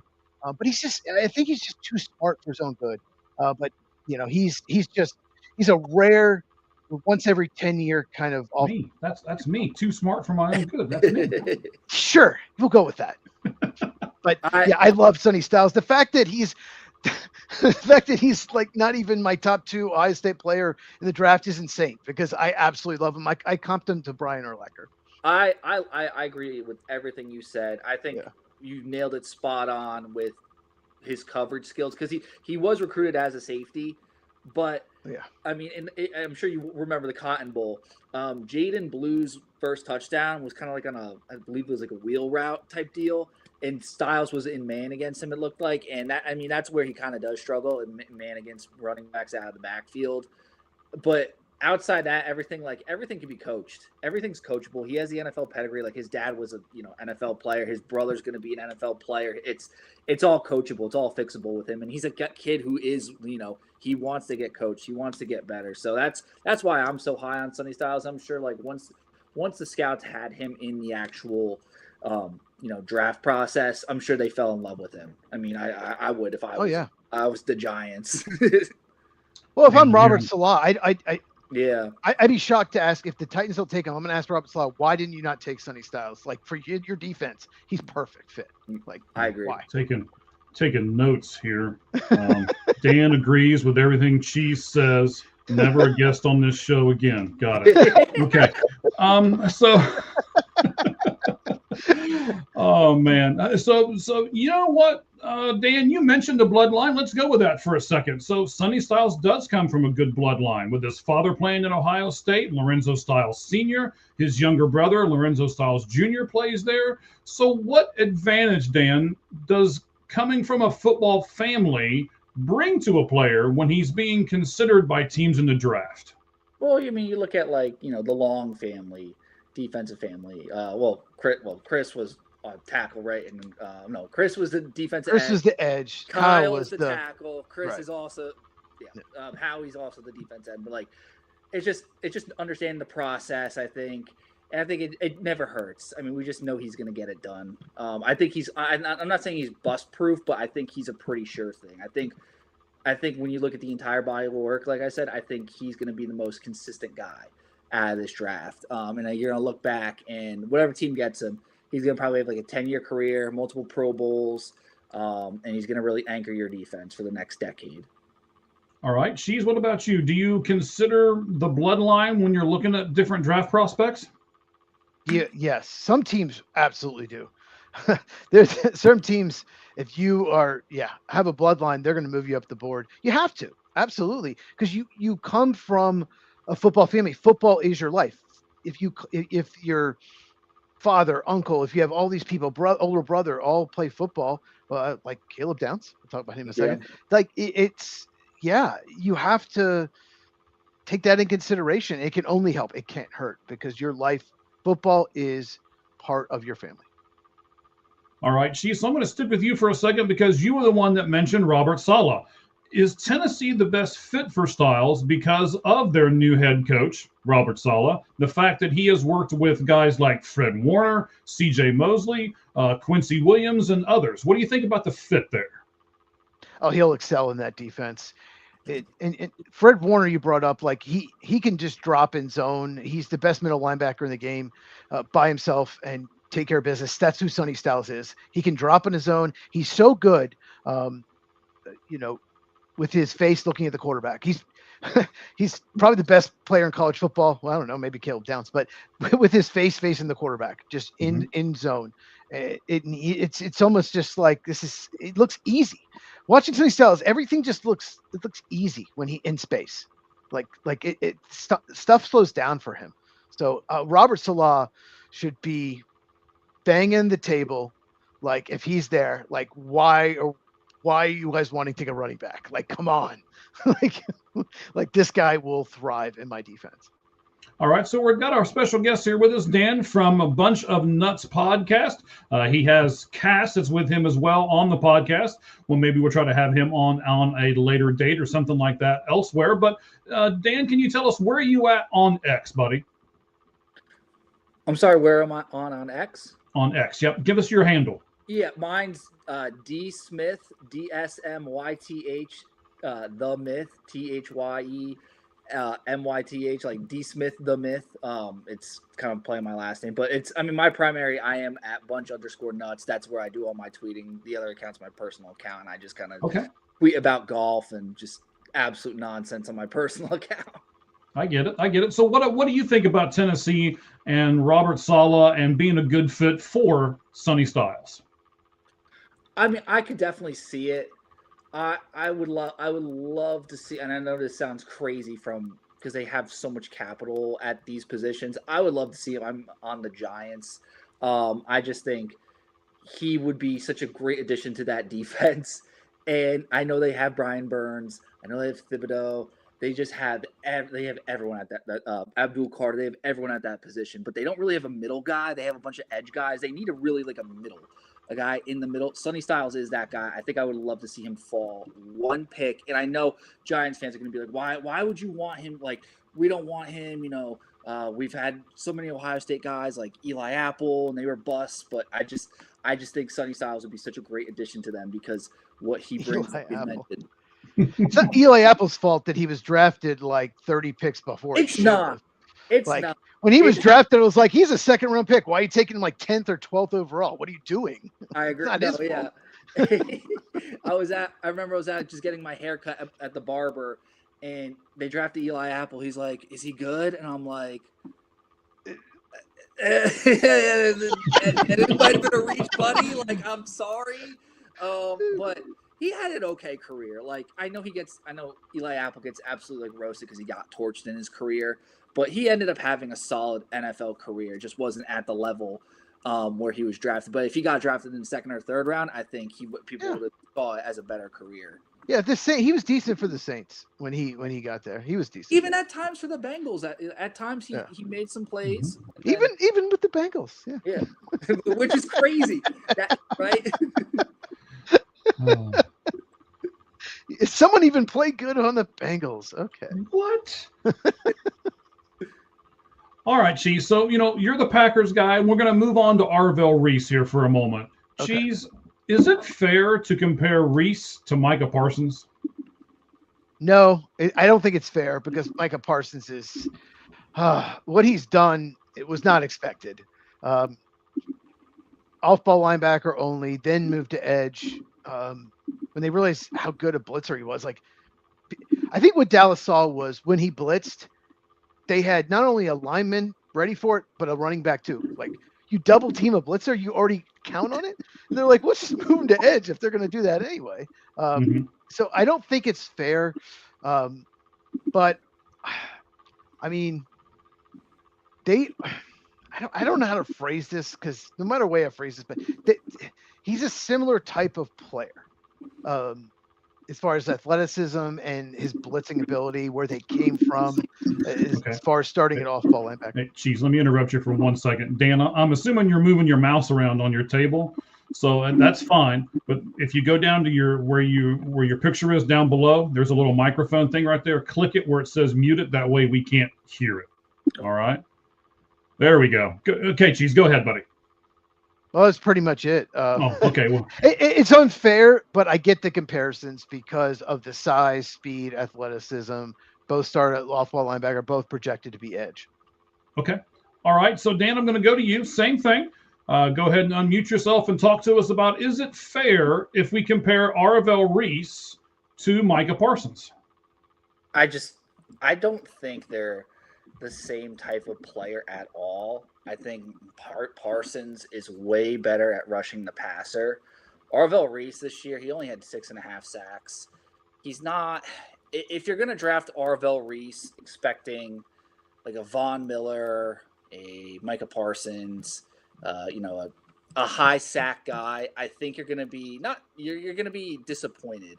Or I think he exceeds is kind of like you said in that hybrid role. Playing almost, sometimes more towards the middle too. Matt Patricia lined him up everywhere. I mean, if you watch him, he lined up on the strong side, the weak side. They would have him in the middle. He can play anywhere. So it's just kind of, he needs to go to a team where the mentality is he's just going to be near the ball and they're going to put him in the best position. I think honestly, I would say more like a Roquan Smith type. I mean, that's what I would compare him to. And he's just a massive hitter though. He loves to hit people and he's going to be a scary dude. Like, he's a scary dude. So that's what I would say about Arvell Reese. He is a freak though. And he has been getting a lot of, flack because, they watched his pro day and they said, oh, he's not as shifty, not as bendy as others. And then we watched David Bailey, and David Bailey also wasn't shifty or bendy. Like, people like it. Just, if you're going to draft Arvell Reese, you need to like have a plan to develop him into an edge rusher. Otherwise, he's got to be everywhere because he's not going to be a natural pass rusher coming into the league year one. You're gonna need someone to work with him with his hands too and everything. All right. So you mentioned the whole hybrid thing. You've talked about him maybe being, the edge rusher or whatever. So let me ask you this, Dan. I'll stick with you for a second. He played both off-ball linebacker and stand-up edge at Ohio State. But when he goes to the NFL, should he become that hybrid guy, or should he choose one of those two positions and concentrate on that? I mean, it really depends on the team's needs. I personally think he should be the hybrid. Because that allows him more optionality, and I think he's always been kind of the hybrid to begin with at Ohio State, so that's kind of what his natural position is, and it's kind of like I feel like it's almost a newer position in the NFL. We're kind of seeing come out, like even like a Zach Bond, Fred Warner type. There's a lot of guys that are like this now, and championship teams need guys like this. So that's why I think he's going to be, probably a hybrid type. All right. So, Cheese, do you like the fact that he may stay a hybrid, or would you rather him stick to one of those two spots if you were drafting him? I'm just going to push back a little here, Dan. I actually disagree with you. I think I would use him just like Von Miller. I think he can be a Von Miller type. I see it at all. And I'm a diehard Broncos. That's fine. fan. I think he's very raw, but his edge rushing upside is tremendous. I heard an interview where he said when they started giving him edge rush snaps, he didn't really know what he was doing. He didn't know any moves. And I didn't know that watching on film. I had no idea. And I'm thinking, well, this guy has so much upside. If they can teach him moves, he could end up being a big sack guy. I think, to answer your question, Mike, I do think the moving around more of a hybrid, but I think here's what I would do. It's a huge projection, though, that they're making. That's the one thing. They're projecting that to do that. Here's what I would do with him. I would make him a rusher like 80% of the time, but I also have plays where he drops out, which obviously creates a nightmare for, teams, because you have to know where he is. Move him around, right? And if he doesn't rush, if he drops in coverage, well, then that right tackle or left tackle, whoever's supposed to block him, is probably going to, block grass. I think I like your logic. I would probably change it to like a 60% rush, 40% drop back. Or 65% rush, 35% drop back rate. And then also, I mean, the thing is too, the edge rushers make so much more in the NFL. So I feel like he might be marketing himself a little bit as an edge rusher and maybe kind of leaning that way. But that doesn't mean I think his best position is the hybrid role. But I could also see him kind of leaning into, hey, it's more money here. Let's really try to perfect this. But I don't know. After watching him, I just think he's a hybrid guy. But it is what it is. All right, everybody. You are listening to the Lights Out Sports Podcast with myself, Mike Valentine. There's Cheese in the middle. And today we have a great guest, Dan, who was with us from a Bunch of Nuts podcast. Cheese, I'm going to go to you for a second and ask you this final question that we have here on Arvell Reese. Reese played in every game in 2024 and started in every game in 2025. So what does that say about his durability, if anything? It's very important. Obviously, if you have a clean bill of health, no issues, you play every game, that's what every NFL team wants. Obviously, we've seen guys with any kind of injury issues, any kind of medical red flag, they could just completely fall off the draft. And I just got some notes on Reese here. Okay. I'll just kind of look at my notes. Okay. Here's what I wrote. This is just watching him at Ohio State. Always around the ball, incredible speed, unbelievable agility and acceleration, one of the best blitzers I've seen in college football. He said, my favorite play was when they blitzed him and Caleb Downs on the same side, and the running back had to try to pick up one of them. Good luck. He gave Arch Manning more problems than any player during the season in week one. In that game, he would show like he's dropping in coverage, not show blitz and then drop a coverage. He's the opposite. A couple plays he dropped in coverage and then decided I'm going to blitz, and he's so fast and accelerated so much that he still made the play, either got the sack or forced the pressure.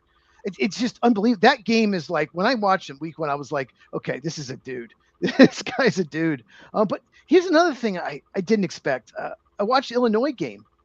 His bull rush, he's stronger than I expected. He has a bull rush too. And looking back at that, he probably didn't even know what he's doing. He just tried to push the lineman back. I absolutely love him. He's my number one player in this draft, and I think his upside's just great because I don't think he's going to learn more pass rush moves. One thing I'll say though, I never saw his hand in the dirt. Every pass rush was standing up. So if you're a team that runs kind of a 4-3 where you need his hand in the dirt, may not be the best fit. So I just absolutely love Arvell Reese. I think his upside is, as high as you get in this draft. All right. So Dan, do you love Arvell Reese too? And do you love him more because of his durability? Oh, I mean, he's durable. I will say this: he did miss a few games his true freshman year with a concussion. Not that I'm saying Arvell Reese has concussion issues or anything like that, but it's just something to keep an eye out on. I mean, the way he plays too, he's violent. He had a targeting call that got reversed. I mean, he's going to throw his head in there. I mean, I love Arvell Reese, but I think there's a lot of projecting with him, and guys like those edge rushers like him. It's kind of scary to draft. I would take a guy who's more surefire. I think Caleb Downs is generational. I have Caleb higher than Arvell on my board. Arvell actually, I think out of all the Buckeyes, and I know you guys might be rolling your eyes at this, out of the 4 Buckeyes in the first round, I would have him rated 4th, honestly.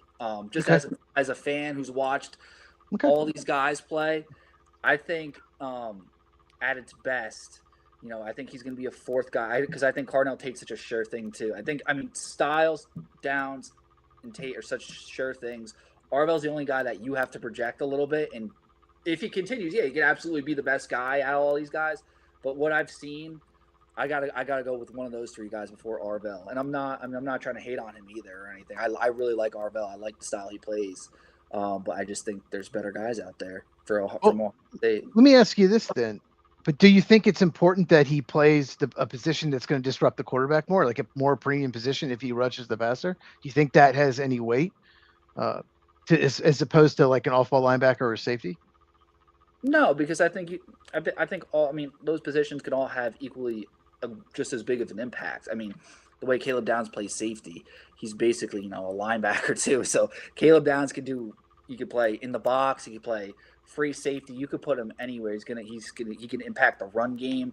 Arvell too. Like, I don't think the position matters. I just think the production you're getting from him. Would you rather have?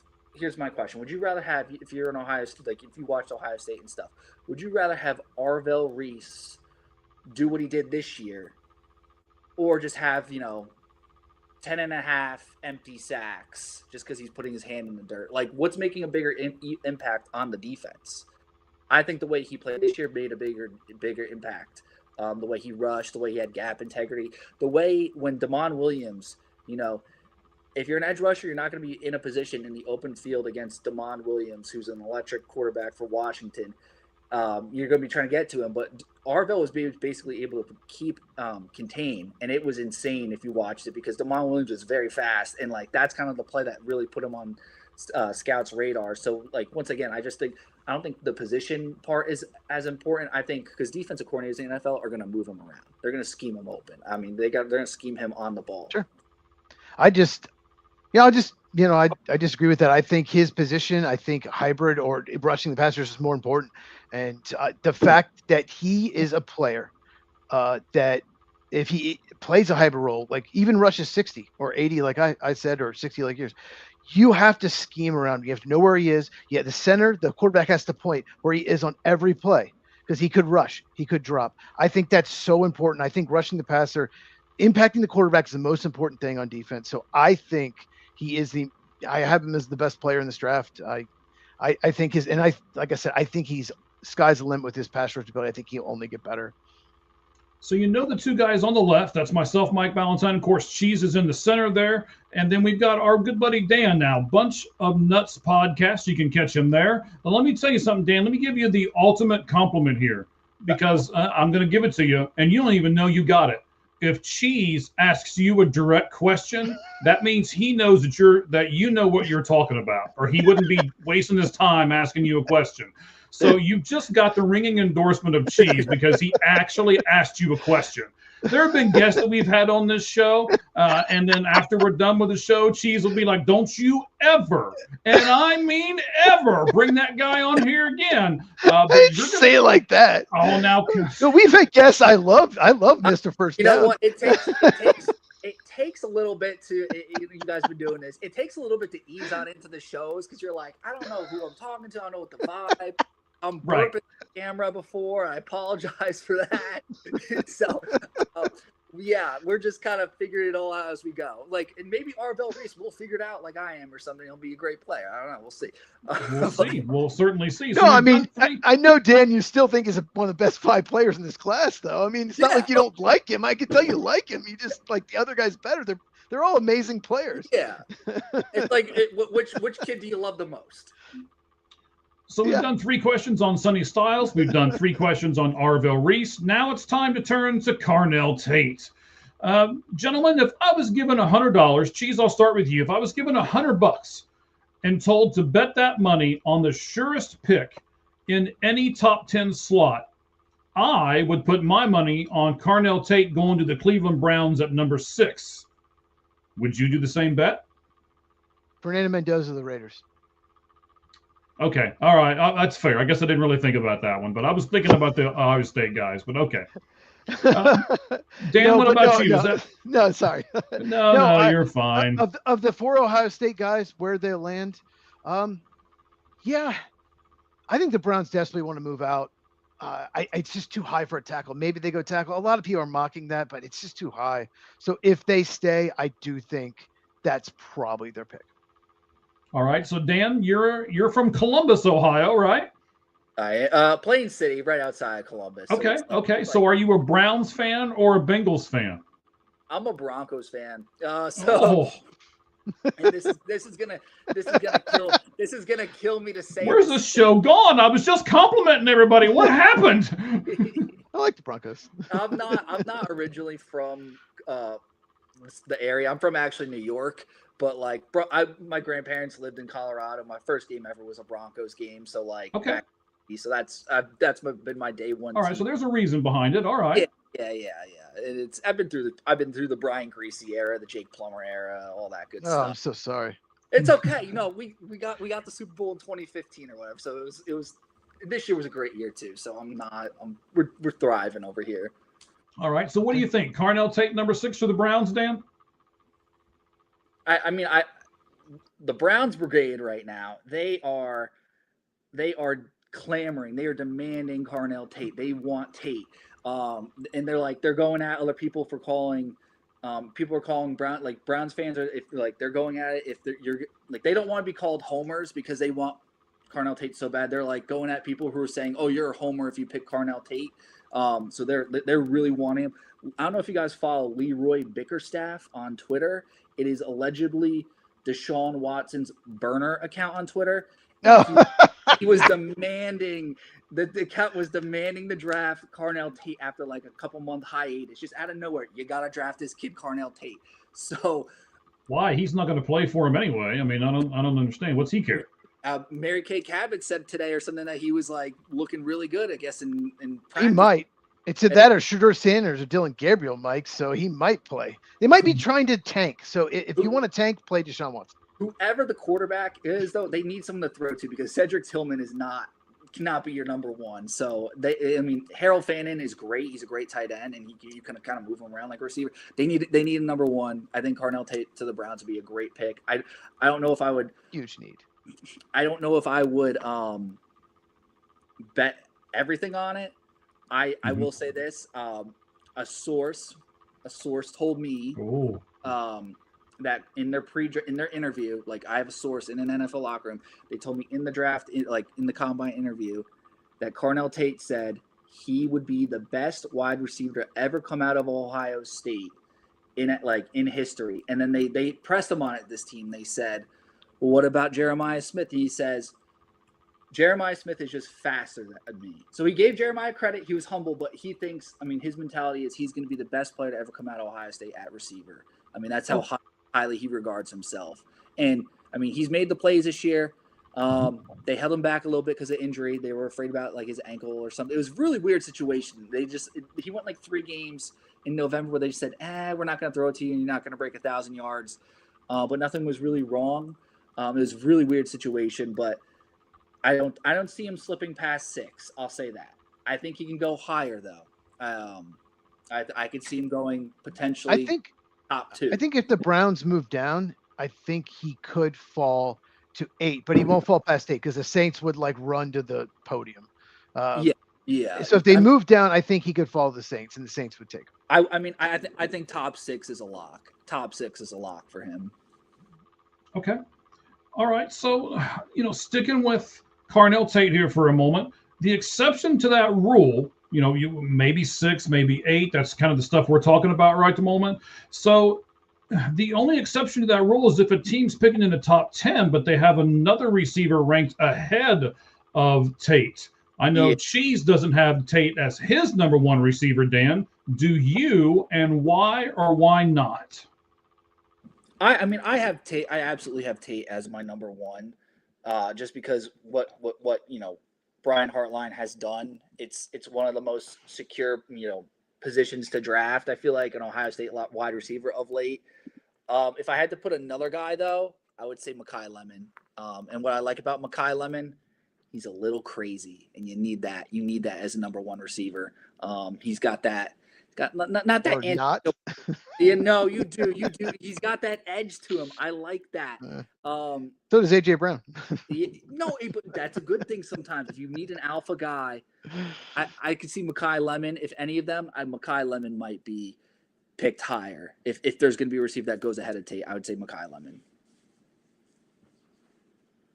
All right, Cheese. I know that you don't necessarily have Tate number 1. Who is your number 1, and why do you have that guy at number 1? Tate's a very close second. It's very close. It might be like 2 spots in my top 100, but I don't want to just sit here and bash Tate. I want to talk about some good things first because there's a lot of good. He's always under control. He is so smooth. He has some of the best hands in the country. Contested catches, he just seems to always come down with it. His ball tracking and adjustments while the ball's in the air is unbelievable. It made me a little worried about Julian Saint's deep ball accuracy because he always seemed to have a lot of times had to adjust. So I'm like, how good is Julian Saint? I mean, he's very good, but but there are a lot of plays where Carnell Tate adjusted the ball, turned his body, made the play. He will go up and get it. There was a great play against Wisconsin where he just jumps in the air in the end zone. And he's hit on both sides and still come down like nothing. It was such an incredible touchdown. He's a great blocker in the running game, which, a lot of receivers in this class are not. But yeah, okay. There might be a few negatives. He struggled with press man. He's like 192 pounds. He's going to be tested in the NFL with that. You might have to use him in motion to prevent that. And he wasn't a big yards after catch guy. Like Jordan Tyson's my number 1 receiver. If he's healthy, he's a much better yards after catch guy. And one of the kind of strange thing about Carnell Tate, when I watch receivers, a lot of times I'll write down what routes they run. Like what routes are they running? Is this pro routes, whatever? And of course he ran a lot of pro routes, but there were games where he only ran curls and go routes.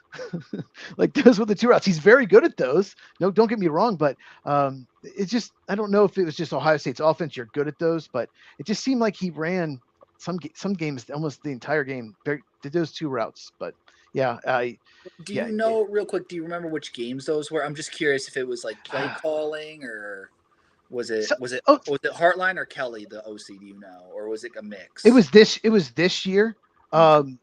There are games where they ran more dagger concepts. He's run in breaking routes. There were games like that, and there are other games where he's really good at curl routes because he's very good at coming back to the ball. And we know he's great at 9 routes. We know it's go routes. That's his route. It just seemed like that's what he was doing either as a decoy or it was going to him, decoy for someone else. So no, I don't have which specific games, but that's okay. No, that makes sense. I mean, if it's this year's like offensive play calling, it was this year. Yeah, I think last year's was a little more like the year before the Natty year was a little more dynamic. I mean, they lined him up at the slot at times against Texas. I will say, like we said, not trying to bash Tate. There was times he had cases of dropsies. The Michigan game, he had a couple. I believe like there was a crucial drop right in his hands, like a third down that would have extended the drive in 2024. So that's. I mean, that's the only other thing I don't love, that he might drop it at times. So we didn't see really any this year. It was just last year, so but something to keep an eye on. All right, so gentlemen, the last question on Carnell Tate here. I wanted to bring this up. I've been trying to figure out a time to do it. I knew about this, and I think this is the right time to do it. Cheese, Tate grew up in a rough neighborhood in Chicago. And if you didn't know, his mother was actually killed in a drive-by shooting. Every time he scores a touchdown, he blows a kiss to the sky. Tragedy, Cheese, makes you more mature. So does maturity matter to a team when they're making a pick in the NFL draft? It's huge. You want mature guys in your locker room. Character is so important. You don't want guys that are immature. You want guys with emotional intelligence. You don't want guys with poor judgment. You don't want a guy out at 3 a.m. on a Tuesday night at the strip club. You don't want that. You want a guy who's mature, take care of his business. So, yeah, absolutely. Character really matters for your locker room. All right. Dan, I'll ask you the same question. What about the character? How much does it matter? And do you think it'll move him up in the draft a little bit because of having that character? I don't think it's going to be the needle mover, because there's a lot of great guys out there that they're not going to top 5 because just character alone. Carnell Tate, though, he won 5 total academic honors at Ohio State, and just to speak of his character, when he was going through that super odd, like I said in November, that like ankle injury that people were like, he blew his Achilles, he broke his ankle, he's out for the year. And it's like, no, they were just kind of resting because it was Purdue, UCLA, Rutgers stretch, not important. You got to beat Michigan coming up. And we were literally at the game on Carnell Tate watch. We saw kind of like what was going on. We saw him with the ankle. We were literally like on the sideline there. And people kind of started going, oh, it's disciplinary. He did something. He's suspended. He did something. They're like, there's rumors flying on the message board, but like people are so quick to dispel that. And that just kind of speaks to how great of a character he is, because it's like people were like standing right by him, like, no, that has nothing to do with anything that's going on. He's a great kid. It's just they're kind of holding him back because it's, you're going to play Michigan for the biggest game of the year for the team, and then obviously you would have Indiana and then the playoffs. So it's like, we don't need to see how much tape are we going to get of Carnell Tate running, dig routes against UCLA and Rutgers. Like, what more are we going to learn about Carnell Tate there? He wasn't going for any records or anything for the school. He was just going for maybe 1,000 yards. So I think he's a really high character guy. All right, I certainly agree with that. Now let's move on. Our last guy here, Caleb Downs. So we talked about bloodlines earlier, and man, he has one too. His dad played 6 seasons as NFL running back, and ex-NFL quarterback Dre Bly was his uncle, and his other brother plays now as a Colts receiver. But he credits his grandfather, who was a 23-year-old Army vet, for making him the man that he is today. And let me give you a quote from him talking about his grandfather. He says, "He raised his son to lead my family the way he did. I felt like the way you lead your family in terms of how you operate as a father, that's been passed down to his son, my dad, and hopefully someday it'll be passed down to myself and my family. He seems to be a leader, Dan. Do you want a leader in your football team, on your football team? And should that leadership quality, again, should it project him higher and higher on the draft board?" Caleb Downs should absolutely shoot him up draft boards. Caleb Downs, and I'm gonna just talk so much about Caleb Downs because if I had it, he's probably my favorite Buckeye on this list. Okay. Caleb Downs, his whole family unit. It's not just his grandfather, and because it takes a village to raise a man like that. Mm-hmm. And Gary, his father, is an incredible man. Like his mother, is an incredible woman, and who also graduated from Ohio State. Yes. Oh, and she's a teacher, and she's gonna basically, on draft night, basically, once it hits Friday morning, she's retiring. I've been told from school, from teaching. Okay. I mean, it's such a great family unit, Josh is an awesome, brother figure. Dre Bly, but it's also the mentors Caleb's had in his life too lately. Like Nick Saban was like, obviously he had time with Nick Saban. He had time with Ryan Day. Caleb Downs is the epitome of leadership. When he came into Ohio State, he really took over the defensive room. I noticed a major culture shift when Caleb Downs came in there. Best in America, they call it BIA. They weren't producing NFL talent at the time, which was like Ronnie Hickman was going undrafted. We did not have any good corners going to the draft. Caleb Downs came and completely changed the culture. He is one of the best leaders in school history. I cannot talk higher enough than Caleb Downs. He is a surefire generational prospect. He compares to Ed Reed, a Troy Polamalu type. As a safety, I watch his game and I'm like, he is like the perfect player. So it's going to absolutely kill me as a Broncos fan when the Chiefs take him with their first round pick too. I don't think he gets there. I don't think he falls that far. You don't think? I hope he gets taken sooner, because if he gets taken at the Chiefs pick, I am going to be so livid, because it's my favorite player going to my least favorite team. So I think they're more in on one of the edge rushers. I don't think he's going to fall there. I could see Reuben Bain to the Chiefs. Yeah. So Cheese, we've talked about the bloodline, we've talked about character, now let's talk about leadership. Some of these things that are not necessarily measured on a football field. How important is leadership? It's huge. You got to have good leaders. You got to have a strong locker room. Because a bad locker room can hurt you. You have to have leaders to help the young people, the young players. There are teams that if you have bad leadership, they fold. They collapse in the playoffs. I have so many notes on Caleb Downs. I can't possibly read all this, but I just want to talk about him. A couple examples. Against Penn State, okay? They tried screens, reverses, misdirections. They were trying all these trick plays, trying to get something going. And Caleb Downs seemed to stop all of them. He was the guy. He was all over it. I don't think I've ever seen a safety blow up screens better than Caleb Downs. He reads them, and he's so explosive, so fast to just blow them up. And Penn State just, I get it. You have to do something to pull the upset. They tried everything, and none of it worked. And the main reason was Caleb Downs. But I even went back. I found my notes from the year before. I started my channel right before the college football playoffs started, the year before, when Ohio State won the national title. Okay. And I looked at my notes in the Texas game. Okay. And everyone thinks about Jack Sawyer beating Cameron Williams with a strip sack, return touchdown. That's what you think of when you think of that game, right? Okay. Let me read my notes from that game. Okay. Texas ran a lot of dagger concepts in breaking routes, because Ohio State played a lot of deep zone. That's how you beat deep zone. You run a lot of those routes. None of them worked, because Caleb Downs played a lot of single high and destroyed every single time Quinn Ewers tried to throw across the middle.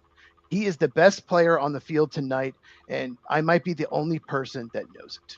That's what I wrote back about 14 months ago. The Jack Sawyer play doesn't happen if he doesn't blow up that toss on the goal line. Yeah. I wrote he was the best player on the field in that game. So that just, he was one of the best players in college football when he stepped on the field the first game at Alabama as a freshman. He's been unbelievable. If he had been able to come out as a freshman, he would have been a first round pick as a 19-year-old. He's that good. He's not as big as a lot of the best safeties in the NFL. Typically, your Ed Reeds, your Kyle Hamilton. No, he compares exactly, dude. Kyle Hamilton is not nearly as big as Kyle Hamilton's a freak. John Taylor. Pull up Ed Reed and Troy Polamalu's. I actually posted this on my Twitter account. Okay. If you pull up their actual size, it's same 6'2", 2, whatever it is, same height and weight. It's maybe a pound off. It's uncanny how now Kyle Hamilton I'll give, because he's like a 6'4" guy. That's completely different. But Ed Reed, Troy Polamalu, exact comp. I swear. Look at pull it. I'm not crazy. Well, I don't know about not crazy. You are on this show. But, Cheese, I'm going to stick with you for a second because you mentioned it. Caleb Downs actually started his career in Alabama, where as a freshman, he led that team with 107 tackles. Mm-hmm. How impressive is that to perform that well as a freshman? Oh, it's so impressive. Like I said, as soon as he stepped on the field, he was one of the best players in college football. He has been ever since. He's amazing. And I remember people were talking this maybe a month ago, like, oh no, he's not going top 10 because he's a safety. And it's like, first of all, the top 10 is not very strong. Second of all, Kyle Hamilton was 3 and 4 on some of these draft analyst boards. It was the 2022 draft. I remember before I started my channel, and I'm looking at this. They're 3 and 4, 6 sometimes at worst, and they're saying, oh, but he won't go top 10 because he's a safety. And I'm like, well, if he's 3 and 4 on your board, just take him. So it's like, you have to take this guy. Like, would you rather have, a player that's at a more premium position, like offensive tackle or edge rusher, that could be pretty good, or would you rather have a Hall of Fame potential safety? So it's very impressive. All right. So, Dan, what about his freshman year in Alabama? What did you think was 107 tackles? Come on now. And that's Alabama. It's not like it's, Toledo. I liked his freshman year at Alabama. He wasn't – you watched the game against Michigan, the playoff game. I think that was probably one of the worst games he's played in his career. And even then, that game, he was played pretty dang well. He did drop the pick, which was – It alone was a crazy play to even get to the ball, but he didn't catch the pick, which I know eats him because he holds himself to such a high standard. And then also, I believe it was like Michigan's fullback absolutely like mauled him on, I think, one of Corum's touchdown runs. But other than that, I thought, he had a really good year at Alabama, returned a punt for a touchdown, did a little bit of everything. But I think he's obviously grown so much since Alabama. And he's a completely different player. And I mean, he was literally a coach on the field, and I know Chiefs kind of had his notes and everything. He's saying like he's so good at blowing up screens. I want to add to that. I mean, I feel like every time me and Cass watched a game, we'd always like text each other and be like, Caleb Downs just ruined that drive, because there's usually one drive a game where the running back, he would just get into the backfield and just tackle for loss, and it's 2nd and 12 or 3rd and 12 out of nowhere when the offense was expected to be on schedule. And he could also go and return a punt like 70 yards for a touchdown. And he could also play, single high safety and play, like a robber type deal. He's just so complete. And the fact that his brother, I feel like, has been kind of preparing him a little bit. I think he's been leaning on his brother, which is such a great thing. Because Josh, they do the podcast together, Downs to Business. Shout out them, follow them, great podcast. And Downs to Business, like, they have like all the NFL guys on there explaining to him like, oh, Caleb, like, you're gonna love the NFL game so much more than college because he's such a clever player. He's so cerebral. And football is life to Caleb. So, and also whoever, like, someone tried to leak too that he had a degenerative knee issue like that, and that lasted 24 hours. That was the story for 24 hours and it was gone. It's kind of like the Carnell Tate thing too, like the character thing, like I mentioned. Like, people are just leaking random stuff that there's no merit to any of this. That happens every draft season. It's a game because he's such a great kid, and I'm very excited tomorrow to see where he goes. I mean, as long as he doesn't go to the Chiefs, I'm getting his jersey, so I'm excited. But now, real quick, now he's not perfect. I did find a few flaws. Okay, he would miss some tackles. He missed more than I kind of expected. He had some missed tackles, and sometimes he'd play in coverage the receiver and not the ball at times. But those are minor things that are fixable, and that was not even every game, just some games. But that's pretty much it for negatives. That's it. That's all I got. That's all you got, man. You can't really beat that. I mean, I was waiting for you to rattle off this big list. And, oh, man. Reminds me of Eric Berry a little bit. Yeah. It reminds me of Eric Berry. Eric Berry, they're not an exact comp, but he would blow up screens. He would be in the backfield, just like you said. He would make it 2nd 12. You throw a screen, he'd just be there right when the ball running back at the ball. So Caleb Downs, I think he's a more complete player than Eric Berry, but he reminds me of what Eric Berry used to do. It's a good floor, like a Eric Berry, Landon Collins type. Landon Collins would be like my floor, then my ceiling would be like a Troy Polamalu for him. Those are all great players to have, though. Those are all Pro Bowl caliber, Hall of Fame level guys. But it's just how much you value safety. I'm highly biased. I was a safety. I'm like, oh, it's almost it's a quarterback in the defense, because a lot of them now too, they wear the green dye. It's shifted in the NFL slowly. It's like linebackers still do, but it's shifting to the safety actually a little bit now. So, and No, I agree. I think safety is more important than people realize. Yeah, it really is. All right, guys. So, you guys are here with us on the Lights Out Sports Podcast. We appreciate each and every one of you staying with us. Our numbers have not dropped whatsoever, even though Cheese is still in the middle. So Dan's with us here, Bunch of Nuts Podcast. Dan, you said you're on X, you're on YouTube, and then you also mentioned the fact that you've got some audio only. Where can we get you at audio only if that's what people prefer? We're both on Spotify and iTunes, like Apple Shop. It's just we're the Bunch of Nuts Podcast. We also have a TikTok account too, and Facebook. But we, like I said, X audio and YouTube. We do our show once a week usually. But thank you for the plug. But yeah, just honestly, everything's on Twitter. Go on Twitter at bunch_nuts, and you'll see everything there. It just makes more sense if you go to our Twitter page. It's all there. All right, sounds good. So our last question here on our last guy, Caleb Downs. Dan, I'm going to swing it over to you here. So some of his Ohio State brethren were converted, or they have played multiple positions. Downs, on the other hand, was a 3-year starter in the same position, 1 year with Alabama, 2 with Ohio State. Does the fact that he has been a 3-year starter at one position give him any type of edge when he's being evaluated for the draft on Thursday? Yeah, I mean, I would definitely say so. I don't see how that couldn't hurt. But he can also play. He can shift everywhere. Like I said, like he's come down into the box. He's gone up high. He's all like these Ohio State guys. The thing is, Arvell, Sonny, Caleb. We kind of played like not a positionless defense, but they all moved around so much. It's such like a cohesive unit. It doesn't really matter what position, who's playing who. All these guys can do multitude of things. So it's just really how's it work into the game plan? Because that's kind of how Patricia approaches things. So, but I think there's a lot of good tape on Caleb Downs and not a lot of bad tape. It's very hard to find bad tape. So it obviously can't hurt. All right, Chief, same question, buddy. What about being one position, one guy his entire career in college? Just the experience. Their teams, they love 3 years experience. When you have like 1 year and you have, you have 2 decent years and have one breakout, might not help you as much. When you have 3 amazing years, all that experience, it can only help. It does not hurt. Okay, so last question, just kind of a general Ohio State question. Cheese, I'll start with you, then I'll let Dan close everything out as we're getting ready to wrap up the Lights Out Sports Podcast here.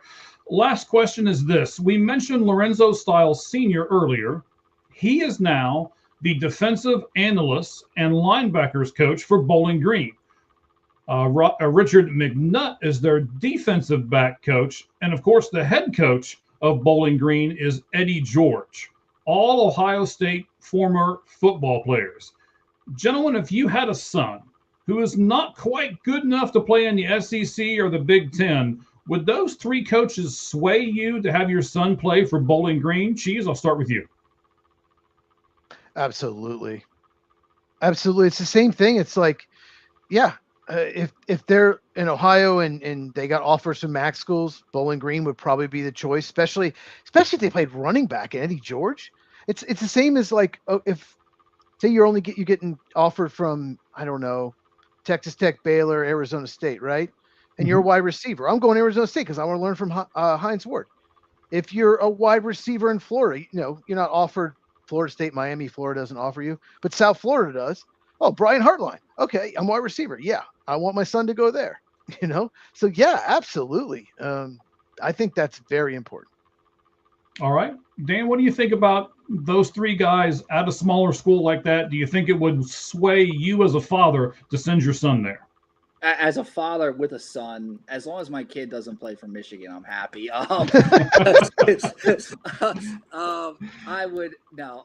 Obviously Eddie's a legend, and I've heard just incredible things from him. Like, we're friends with Jamie Sumner, who played actually with Eddie George. Eddie George is one of his guards on his Heisman season, and like obviously Eddie's just like, I've heard just such fantastic things about him, and obviously Lorenzo too. is such a great man. So it's just a great coaching staff. That'd be such an honor to have your kid play for Bowling Green. Just to begin with, a MAC school would be absolutely thrilling. And then you just throw on top of like all those legends. Sign me up. I mean, absolutely. But if it was like Jim Harbaugh, I'm like, nope, you're going to the Army, son. Like you're not enrolled in college. Sorry. I'm joking, obviously, but yeah, no, it would just be. I mean, regardless, it would just be an honor to see you. Realistically, it would just be an honor to see your kid go anywhere. But my kid's probably going to go golf. Honestly, I don't think he's got the size for it. All right, got it. Cheese, is there anything you want to add to the end of the broadcast, buddy? No, this is fun, and just I got my top 100 tomorrow, and got my final mock on Thursday afternoon. And it's Football with Cheese on YouTube, and follow me on X at Football Cheese without the with. And yeah, we should have you back on before the season. Talk Ohio State coming this year. I don't know if you know this, but I think Jeremiah Smith might be. We might be talking about him at this point next year. Yeah, no, he might be. The question is like how is he going to dodge getting drafted by the Jets, because the Jets have the entire first round. You know they'll pick high. You know they'll be in the top 5. They have 3 first-round picks next year. I think Ohio State fans need to really cheer for the Jets. So Jeremiah Smith might consider coming back to school next year. So we got NIL money. Who knows? Exactly. If you're one of the best players in college football and you're not going to be a top 15 pick, you will make more money than a late first-round pick. Oh yeah. So, or it's like if the Jets have the first overall pick and the second pick, it's like, I'm going back to school. Yeah, Columbus looking pretty good. Right. As a guy who lived in Wayne, New Jersey, next to like 10 minutes from East Rutherford, yeah, it's way better than East Rutherford. Well, I'll say this: you kind of joke about it, but like Todd McShay, I don't know if it was false, but he reported that Dante Moore went back to Oregon mainly because he didn't want to be a Jet. Jet had the second pick. That's the main reason, not necessarily the NIL money. Was the main reason is he didn't want to be a Jet. So that's why he went back to Oregon. I don't blame him. And my wife is a Jets fan too, so it's like I feel their pain, but it's kind of warranted at points. So it's the car crash you gotta watch. I'm curious what they're gonna do tomorrow. I really am. I think they're probably gonna take Bailey. I think, but I'm curious. I'm curious what's gonna happen there. So you had to get them all riled up again, didn't you, Dan? That's the rumor, but I've always mocked Reese. I think they should take Reese, but who knows? I would take Reese if I were them, but I think they're going pass rusher. I would definitely say pass rusher. It's either Reese or Bailey. I don't think there's any other person involved unless they trade it, but I have not mocked Bailey yet to them, and I'm not as high on Bailey as some, and I would take Arvell Reese. I think he's the best player in the draft. So I agree. Sorry, Mike. No, I agree, Cheese. I'll just hang out over here in the corner. Don't worry about me. I agree with like Arvell's better than Bailey. My thing about Bailey is I don't think he's as bendy. I don't think he's as refined. Like I think Bailey kind of he would remind me of like a Will McDonald, and the Jets already kind of have that. Here we go, talking about bendy. He's not a good run defender. He's not a good run defender, and he's an amazing pass rusher. He's so gifted, but he also he's so undisciplined. He's out of control. He runs too hard sometimes. Like he needs a lot of work. Yeah. Like his highlights are incredible, like unbelievable. But there are times where he takes himself out of the play. Like you can't say that he's just the best pass rush prospect. I honestly think if he was in the 2024 draft, which had Brock Bowers go 13, 6 quarterbacks top 12, he would be in the middle of the first round. It's just weak at the top. I just don't like him as much as others. He's not in my top 5. He's in my top 10 for sure, but you know. All right, gentlemen, calm down over here. I'm trying to wrap this up by 2.5 hours here. Okay. So Dan, we know where to find you out on YouTube. We know you've got the audio only platforms. We talked about X, but we didn't find out what day you usually broadcast. What day can we catch you on? Oh well, we're kind of we're in off season mode. We're kind of like the Joker. Like we don't have a plan sometimes. during football season, we usually do like a Sunday and probably like a Thursday. We'll do like a recap show and a pregame show. But like it just gets nuts with the holidays, so we will sometimes record on a Tuesday. We try to put at least one good show out a week during the off season, usually on a Tuesday, Wednesday, Thursday range, and then during the off season, during the regular season, we will do a preview show and a recap show. So we post it twice a week. We usually once we get in the flow, we're usually consistent for a couple weeks, and then we'll then go, oh, we have like a family event, so we got to do it on a Tuesday instead of a Wednesday. But we always get the show out. It's just might be a little different. Okay, that's fine. Certainly understand that. We've all got lives, so I get that as well. I asked Cheese, so Dan, let me ask you, anything you want to add to the end of the show, sir? No, I mean, I just want to know, because you guys are located, I guess, in Arizona, correct? I'm in Arizona. Cheese is in Texas. So I have a question for, I guess, you guys. Any chance you think Ty Simpson could go to the Cardinals at 3? What are your thoughts on that? No way. No chance. Absolutely none. Not at 3. There's no chance he's going that high. No. I'm just curious because I'm like, no. So you guys are going to run it back with Brissett, I'm assuming. Yes. And they know that already. They just have to. There is a little bit of a contract thing going on right now because Brissett has come out and said, hey, if I'm going to be the starter, I want to be paid like a starter. But we'll see how all that works out. Even if he's not, they got Gardner Minshew. So.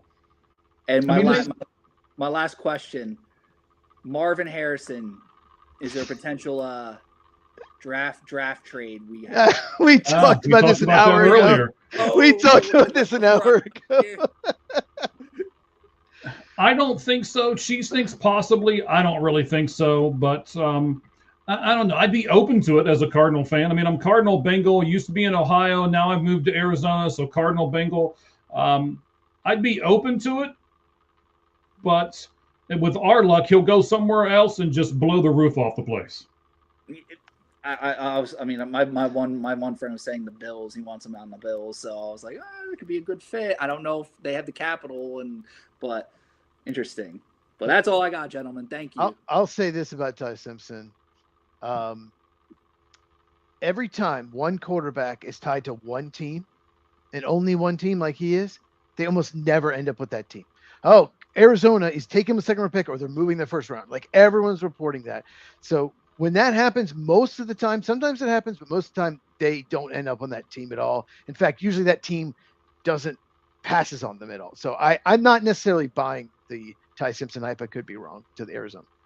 Well, if you guys are just tuning in right now and you're looking at, oh my gosh, they're probably about to stop, and we are, but you can rewind it back, do bold predictions, because in my bold predictions, I had someone, we'll just say pick 21, taking Ty Simpson in the first round. So we'll see how all that shakes out. But all right, gentlemen. Hey, thank you guys very much, Dan. I appreciate you being on the show. Hang out for a minute. We'll talk off air when everything goes off. Cheese, again, always. Thank you, buddy. We certainly appreciate it. And as we always say at the end of every one of the Lights Out Sports podcasts, the only thing that's fair in life is a baseball hit between the third and first base line. Good evening, everyone.